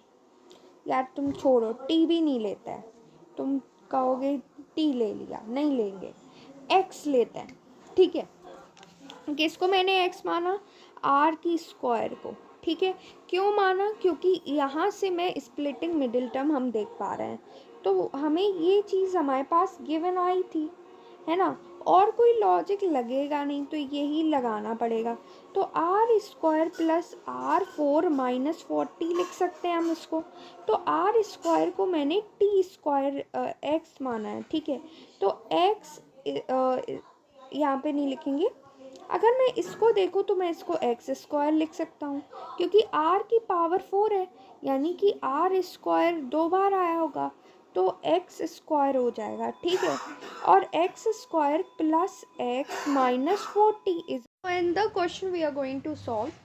So let the S be the sum and P be the product, and R is the sum of the reciprocals of three terms. The question given to you is कि S जो है वो क्या है, सम है. ठीक है, और ये जो P है ना वो क्या है, ये प्रोडक्ट है, और ये जो R है ना वो क्या है, रेसिप्रोकल का सम है. ठीक है, तो रेसिप्रोकल्स जो होंगे उनके सम है 3 टर्म्स जो AP में है आपके. ठीक है, तो R इज द रेसिप्रोकल का सम. ठीक है, okay. Now what you need to understand, thing you have to understand here is these are in GP. ठीक है, जो 3 टर्म्स होंगे वो GP में होंगे. Then prove that you need to prove P square R cube is equals to x cube. ठीक है, ये चीज़ तुम्हें प्रूव करके बतानी है. ठीक है, तो 3 टर्म्स तुमको लेने होंगे. So basically it's very easy. Only what we were going to take is a by r. I am going to take a and ar. ठीक है, तो 3 टर्म्स हमें लेने थे तो हमने ये लिए हैं. ठीक है, इतना करने के बाद जो क्वेश्चन गिवन है बस उसको ध्यान से देखो. सम दिया गया है तुम्हें. सम यानी कि अगर तुम इनका सम कर देते हो, यानी कि ये 3 नंबर्स का हम अगर सम निकाल दें ऐसे, तो कितना आ जाएगा. लॉजिकली देखो तो ए कॉमन है ना. तो 1/r और प्लस यहाँ पे 1 प्लस r हो जाएगा. एग्रीड? एग्रीड और not? I think you are agreed. So यहाँ पे एलसीएम ले लो r का. ठीक है, एलसीएम किसका? r का. ठीक है, तो r यहाँ पे r हो जाएगा और यहाँ पे r स्क्वायर, यहाँ पे r और यहाँ पे 1. ठीक है, ये हो गया और a आपका कॉमन में चला गया है. ठीक है, ओके. अब ये तो हो गई सम की कहानी. अब दूसरी कहानी है प्रोडक्ट की. अब प्रोडक्ट कैसे लेते हैं? Product is very easy. Only you to take how. I will tell you. See, suppose you have ar into ar, right? So how you can take it? It's very simple. Here you have r, here also you have r, so it will cancel out and you will get the value a cube. So this I'm talking about product. Okay, now I'm going to talk about another part, that is about the reciprocal ka sum. So reciprocal ka sum is very easy. You have a 3 numbers, right? So I'm going to take that 3 numbers again. You have ar, so I'm going to reciprocate this. So what you have, first I will write that thing. ठीक है, ये 3 number तुम्हारे पास थे. अब इसको reciprocate कर दो, यानी कि उल्टा r अपॉन a. तो यहाँ पे a अपॉन 1 लिखा है, यानी कि 1 अपॉन a. यहाँ पे ए आर अपॉन 1 इमेजिन कर लो. ठीक है, तो 1 अपॉन ए आर हो जाएगा जब हम इसको रेसिप्रोकेट कर देंगे. ये रेसिप्रोकेट वाले हैं जिस पे टिक मार्क लगाया है. ठीक है, अब देखो, अब इसका तुमने सम लेना है. तो सम लेना है, ये कॉमा को हटा देते हैं, अब प्लस लगा देते हैं. ठीक, अब सम कैसे लोगे? तो इसको कॉमन करना पड़ेगा, तो आर डिनोमिनेटर सेम करने पड़ेंगे. सो आर से multiply, r square plus r plus 1 upon what? ar. Agreed or not? Agreed. All right, so I'm not going to take a here. I will write it as 1 upon a. ठीक है, it will be better for me. ठीक है, now this is fine. Here r is there only. The thing what you can see is from here is it looks much same from what we have seen earlier, right? Are you able to understand what I'm saying? Is, yeah, you have to understand that this is the thing. Okay, so now what you have seen, हमें prove क्या करना था? P square r cube is equals to s cube, यानी कि ये जो है ये इसके बराबर आ जाए. तो पी स्क्वायर क्या आया था? तो पी स्क्वायर हमारे पास शायद ए क्यूब आया था. ठीक है, आर क्या आया था? इसका स्क्वायर करो. ठीक है, आर क्या आया था? ये आया. इसकी वैल्यू को हम यहाँ छापते हैं. 1 upon a r square plus r plus 1 upon r. ठीक है, और इसको भी हम क्या करेंगे? इसको क्यूब कर देंगे. ठीक है, तो इसको अगर क्यूब कर देंगे तो ये ए की पावर कितनी आएगी? उससे पहले ये क्यूब कर दो. तो अगर हम इसको सॉल्व करेंगे तो ए की पावर 6 आ जाएगी. ठीक है, एग्रीड. और ये जो 1 plus r plus r square हो जाएगा डिवाइड बाई ए क्यूब और आर क्यूब. ठीक है, इसको हम एक और बार स्क्वायर कर मतलब क्यूब कर देते हैं. अभी मैंने स्क्वायर नहीं किया है. ठीक है, सिंपल. इतनी बात समझ में आ गई? हाँ, इतनी आ गई. तो एक बात बताओ, यहाँ पे ये ए क्यूब और ये कट हो जाएगा तो ए क्यूब बच जाएगा, है ना? तो 1 + r स्क्वायर और यहाँ पे क्यूब बचा, ठीक है। और यहाँ पे r बच गया है ना। एग्रीड और not? I think you are agreed with me what I'm saying. So if you are agreed, then tell me this is much similar to s का क्यूब, क्योंकि हमें s की वैल्यू ये मिली थी, ठीक है। s की वैल्यू क्या मिली थी? ये मिली थी ना, जो हमने ये वाली लिखी है। तो ये अब यही देखो, यहाँ से मैच करो, अगर आप इसका क्यूब कर दोगे तो ये s का क्यूब है, ठीक है। It's clear, I think. Alright. Now we are going to cover what GP, that is geometric progression. Okay, earlier we have completed what? We have completed arithmetic mean. Okay, progression. Okay, suppose we have studied about AP in earlier classes. Now it is already deleted as you have studied already. Okay, now you have to understand about GP. What is GP actually? So if I'm going to read the bookish language, then what you have to understand is what is actually GP is. So it's also an sequence like an arithmetic progression. Like if I would be taking like A1, A2, A3, so on goes to AN, okay, is called a geometric progression, okay.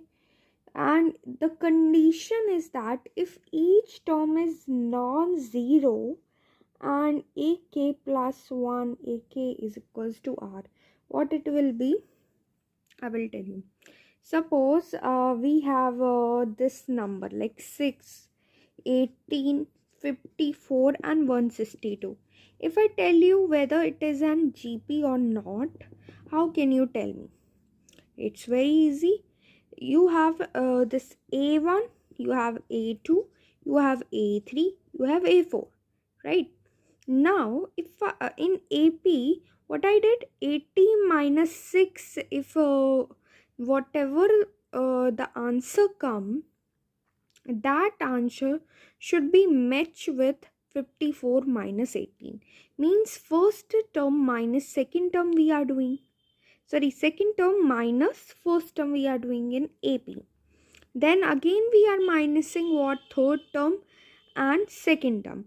Agar the both the minus answer will be same, then we are conclude that it's an AP.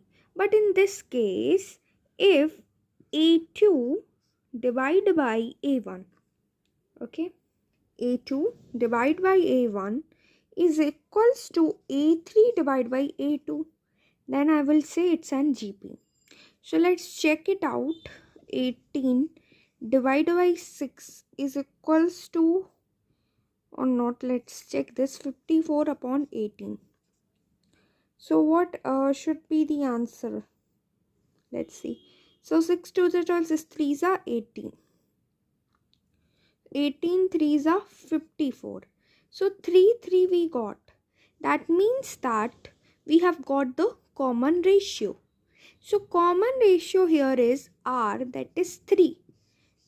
Here what we have finded out, this is called as common ratio. Okay, so we have represented by the letter R. Okay, and this A1 is known as first term. Okay, so someone say A is equals to 6. This is called first term. This is common ratio. You got the formula, then put it, then you were gonna find out. So this is how you can check the number whether it is in GP or not. Okay, so simple only. We have just did normal definition.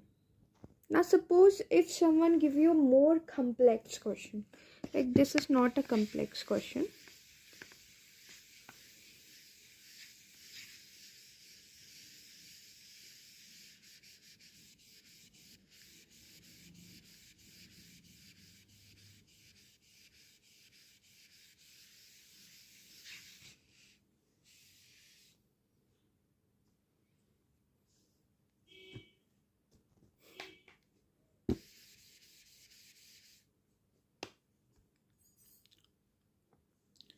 Okay, so question can come like show that the progression 1 by 2 comma minus 1 by 3 comma 2 by 9 comma minus 4 by 27 is a GP.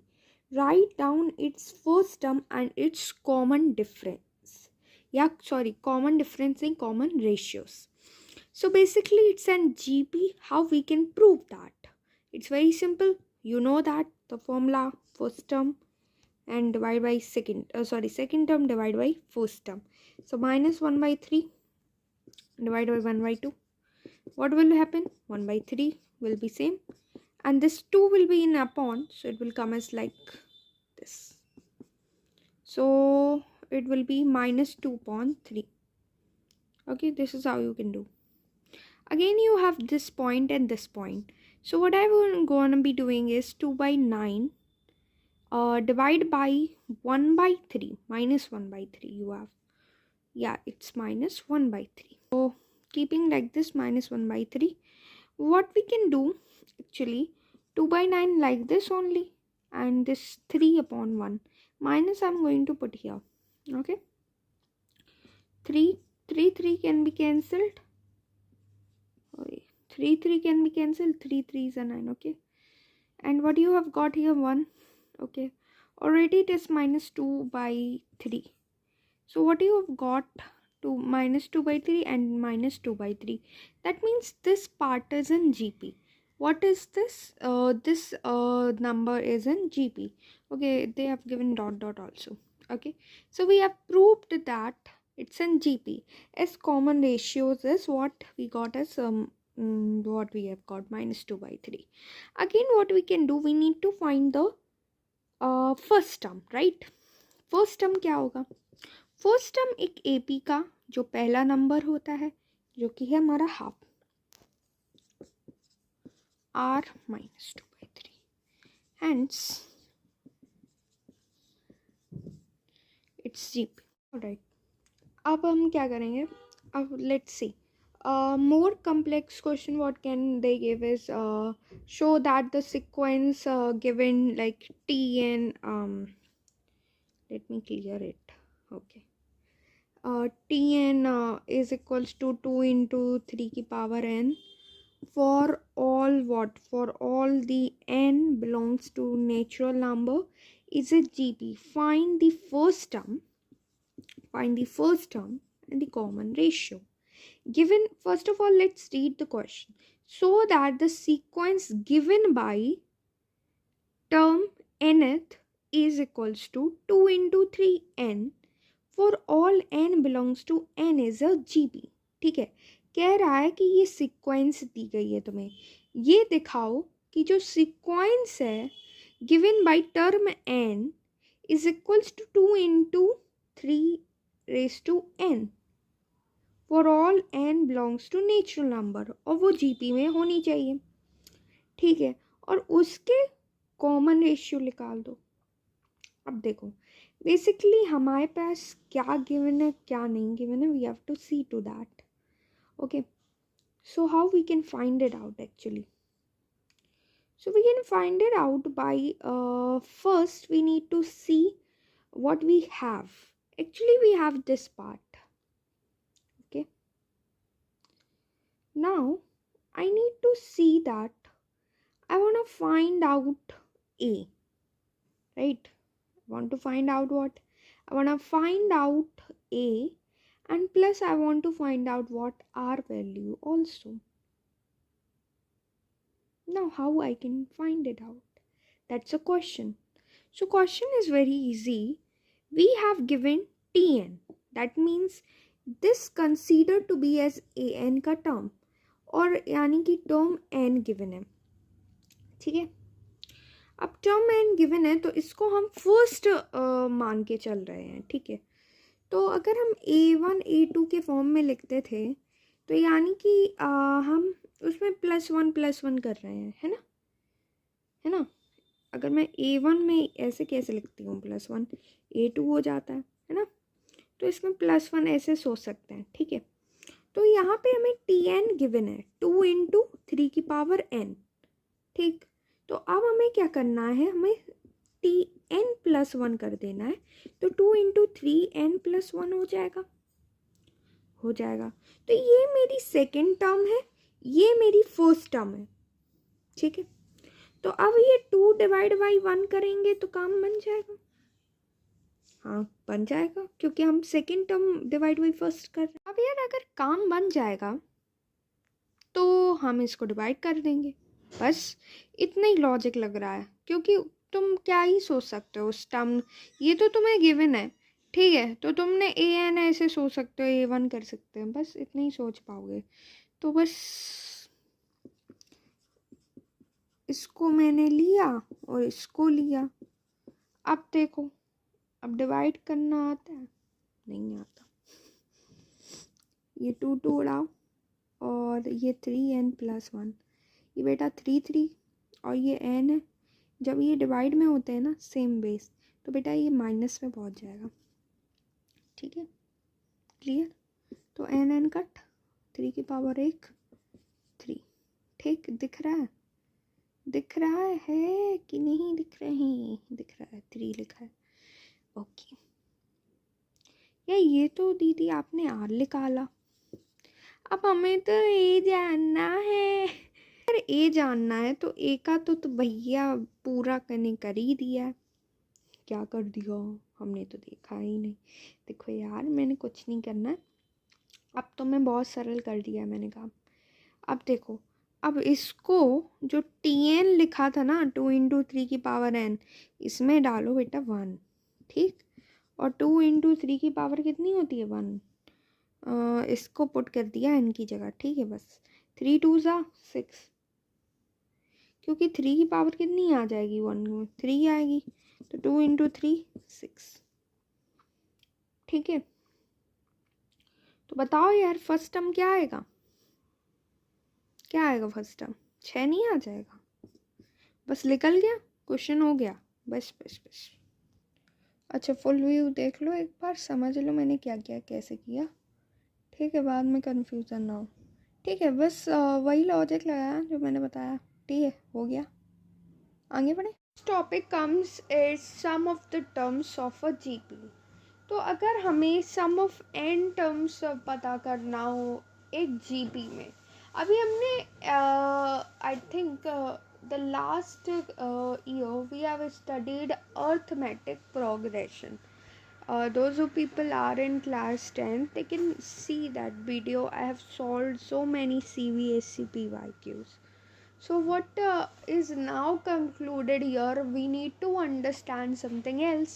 What is that something else? Is sum of n terms. n terms निकालने का तरीका पहले होता था a+n-1d कर दो, you will get it. But यहाँ GP है, ठीक है। GP में हम क्या करते हैं? तो GP इज़ वेरी इजी। देखो, तो हम इसके डेरिवेशन नहीं करेंगे, पहले ही मैंने बता दिया, ठीक है। हम इसका derivation will be so much lengthier if I go for derivation, so I'm not going to do that. So what you have to see, you have to understand the formulas. I will write it here formula clearly. So Sn is equals to a 1 minus Rn divided by 1 minus r. ये फॉर्मूला तब यूज़ होगा जब आपकी are की value छोटी होगी 1 से, ठीक है। 1 से आर की वैल्यू छोटी होगी, ठीक है। क्या होगा? जब आर की वैल्यू 1 से छोटी होगी तब हम ये फॉर्मूला यूज़ करेंगे। Otherwise we will use S N का formula as A R minus 1, this will be N itself. So again R minus 1, ये आर की वैल्यू जब 1 से बड़ी होगी, 2 3 4 होगी, ठीक है। ऐसे में हम ये फॉर्मूला यूज़ करते हैं, ठीक है। समझ में आ गया? ठीक है। तो अब अगर ये formula, so I hope you are able to see the screen right now, ठीक है। So what I'm going to do, I will give you some questions so that you can understand how to apply the formula, okay. So suppose this question is given that find the sum of this series. You need to find it out up to the 12 terms.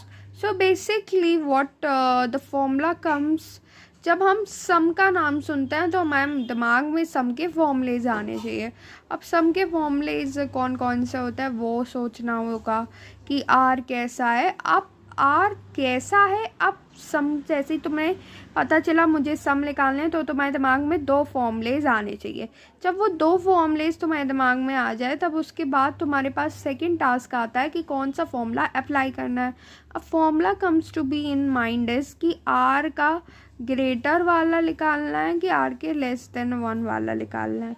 तो वो formula हम कैसे पता चलाएंगे, are की value निकाल के। अब आर की वैल्यू कैसे निकालते हैं, it's very easy. So I have 1/2 and 1. So this is my first term, this is my second term. So second term divide by the first term, I will find out the r ka value. So it will be very easy. This one will come up and this will down.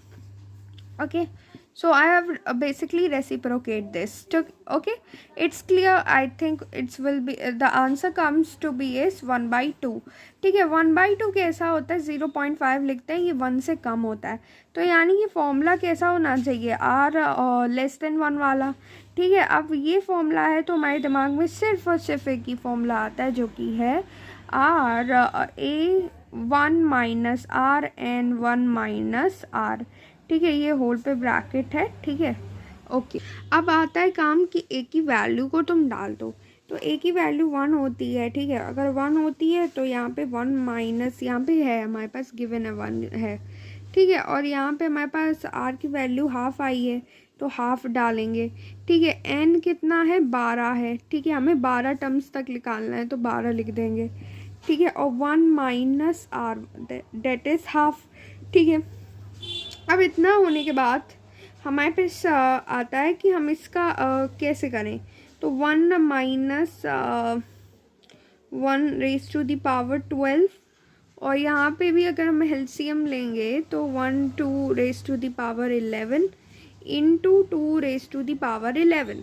ठीक है, तो और यहाँ पे half बच जाएगा। ठीक है, इसका एलसीएम लोगे तो 1 इंटू 2 आ जाएगा, और इंटू 2 2 माइनस 1 1 और अपॉन 2 तो 1/2 आ जाएगा। ठीक है, अब यहाँ पे 2 की पावर 11 आ गई।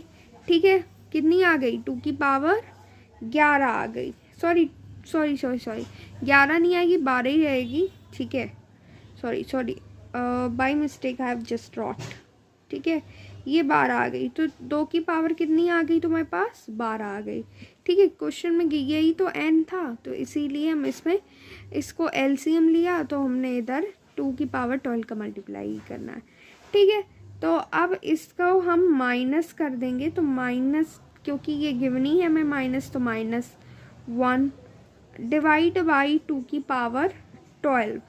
ठीक है, अब यहाँ पे नीचे क्या बचता है, हाफ। ठीक है, क्लियर। अब देखो 2 की पावर 12 को कैसे निकालते हैं, इजी वे में देखें तो 2 की पावर 12 को निकालना is very easy. See I am going to write it here. ठीक है, ये 2 और हमें क्या सोचना चाहिए, तो 3 और 4 3 ज़ा 12 में ऐसे सोच सकते हैं। ठीक है, तो ये 8 हो गया। ठीक है, और 8 की पावर 4 कितनी हो जाएगी, 2 सो 4096 आ जाएगी, है ना। अब 4096 तो ये आ गई 2 की पावर 12।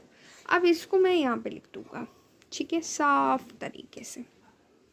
सो 2 की पावर 12 माइनस 1 अपॉन 2 की पावर 12।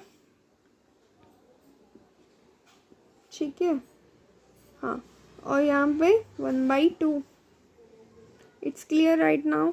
ठीक है, तो ये कितना आ जाएगा 4095, और ये कितना आ जाएगा नीचे 40 अगेन 96। हाफ करना पड़ेगा हमें डेफिनेटली, तो ये 4095 अपॉन 4096 इंटू 2 की पावर 1। यहाँ पे हमने रेसिप्रोकेट करना है, तो अगर हम इसको कट करेंगे तो 2 0 2 4 ज़ा 8 1 8 2 ज़ा 16, तो ये हमारे पास आंसर आएगा 4095 divide by 2048। Okay, so this is how you will get your answer. So I think you have understood how we have solved this question. तो एक और क्वेश्चन है मेरे पास. क्वेश्चन कहता है how many terms of the geometric series. I am going to write it as 1 + 4 + 16 + 64 plus is gonna be making what the sum. So sum will be what? Sum will be 5 4 6 ones. Okay, so this is the sum is given to you. So this is sum. Okay, so this is in what? This is a geometric series. You need to find how many terms will make this sum. So it's very easy. Now हमें n निकालना है. क्या निकालना है? ये n. अब n निकालने के लिए मुझे ज्योमेट्रिक सीरीज उसने दे दी. अब मुझे उसने ये वैल्यू ऑफ n नहीं बताई है. मुझे उसने Sn की वैल्यू बता दी है 5 4 6 1 है. ठीक है. अब Sn की अगर उसने मुझे वैल्यू बता दी है तो मुझे ये n की वैल्यू निकालनी है. ठीक है. तो पहले तो मुझे ये सोचना है सम का फॉर्मूले कितने होते हैं. सम का फॉर्मूला कौन सा होता है और कितने होते हैं. तो दो फॉर्मूले होते हैं सम के. ठीक है. एक r ग्रेटर देन 1 से और r लेस देन 1 से. तो यहाँ पे कौन सा केस अप्लाई होगा. So this is first term and this is second term. अब second term divide by first term हम करते थे. ठीक है. तो 4 आ रहा है यानी कि ये r कैसा है? ग्रेटर देन 1 है. ठीक है. तो केस कौन सा लगेगा? सेकेंड केस लगेगा. अब सेकेंड केस क्या था? AR - 1 और AR - 1. ठीक है. ये हमारा सेकेंड केस का फॉर्मूला. अच्छा मेरी जनता, तो ये तो Sn निकालने का फॉर्मूला हो गया. अब ये बेटा आपको Sn दे रखा है. तो क्या दे रखा है? 5 4 नीचे लिख रही हूँ 6 1. ठीक है. इज इक्वल्स टू ए की वैल्यू कितनी दी गई थी? 1. और हाँ, तो अगर ये वैल्यू 1 है और r की वैल्यू कितनी थी? 4. तो 4 लिख देते हैं. ठीक है. अब n तो मैं दिया ही नहीं है तो n ऐसे ही लिख दो. ठीक है. -1. तो 4 - 3 करो. यहाँ पे 4 - 1 करो तो 3 आ जाएगा. ठीक है. अब इसको मल्टीप्लाई कर दो. तो 5 4 6 1 × 3. ठीक है. अब ये 1 का मल्टीप्लाई इस पूरे से करोगे तो ये आ जाएगा. ठीक है. ओके. तो ये पहले मल्टीप्लाई करते हैं. 6 2 12 6 3 18 4 3 12 13 5 3 15 16. ठीक है. ये 4n - 1. अब इसको -1 को अगर मैं इस साइड ले आऊँ तो ये कितना बन जाएगा? 1 6 3 8 3 + 1 = 4n. एग्रीड. अच्छा चलो अदर साइड चलते हैं. ठीक है. तो 1 6 8 3 4 आ जाएगा. उसको ऐड करने के बाद = 4n. अब मैं इसको कुछ इस तरीके से लिखने का ट्राई करूँगी कि मेरे साथ 4 से ये जिससे मुझे n की वैल्यू मिल जाए. यानी कि मैं इसके pf लिखा लूँगी. pf जानते हो? Prime factor. अगर हम यहाँ पे pf भी निकालें तो कोई ख़ास यूज़ नहीं दिख रहा मुझे. pf नहीं निकालेंगे. पहले हम इसको देखेंगे. ठीक है. क्या लिखा है? 1 6 8 3 4 लिखा है. तो मुझे 4 ही से कुछ रिलेट करना होगा. अब मुझे पता है 4 की पावर अगर मैं 1 की बात करूँ तो 4 ही हो जाएगी. 4 4 ज़ा. अगर मैं इसको 4 × 4 × 4 × 4 × 4 × 4 पहले अभी इतने ही लिखते हैं. 4 4 ज़ा 16. 16 4 ज़ा 64. यानी कि ये 4 की पावर कितनी हो अभी 3 हुई है. तो ये 4 की पावर 3 64 होता है. तो अब 64 × 4 करो. 16 6 4 24 2 5 6. ठीक है. तो ये वाली निपट गई. अब इसमें 4 मल्टीप्लाई 6 4 ज़ा 24 2 5 4 ज़ा 20 21 22 2 साइड 9 10. ठीक है. ये निपट गई. × 4. अब ये वाली निपटा रहे हैं. तो 4 4 ज़ा 16 1 कैरी 4 2 ज़ा 8 तो 9 हो जाएगा. और ये 0 4 2 ज़ा 2 0 9 6. अब एक और 4 से हम मल्टीप्लाई करके देखेंगे. तो 6 4 ज़ा कितना होता है? 24. 9 4 ज़ा 36 37 38. ठीक है. So what I got is from solving is 4⁻7 is equals to 4n। ठीक है, इसको 4⁻7 के बराबर रखो तो ये आंसर आ जाता है। ठीक है, तो यहाँ पे 4 4 सेम है, यानी कि n इज इक्वल टू 7। तो n की 7 टर्म से जब करोगे तब ये आपका सम आएगा। ठीक है, it's clear. So GM will be in next lecture, and because I did not make it, because the video will be too long also.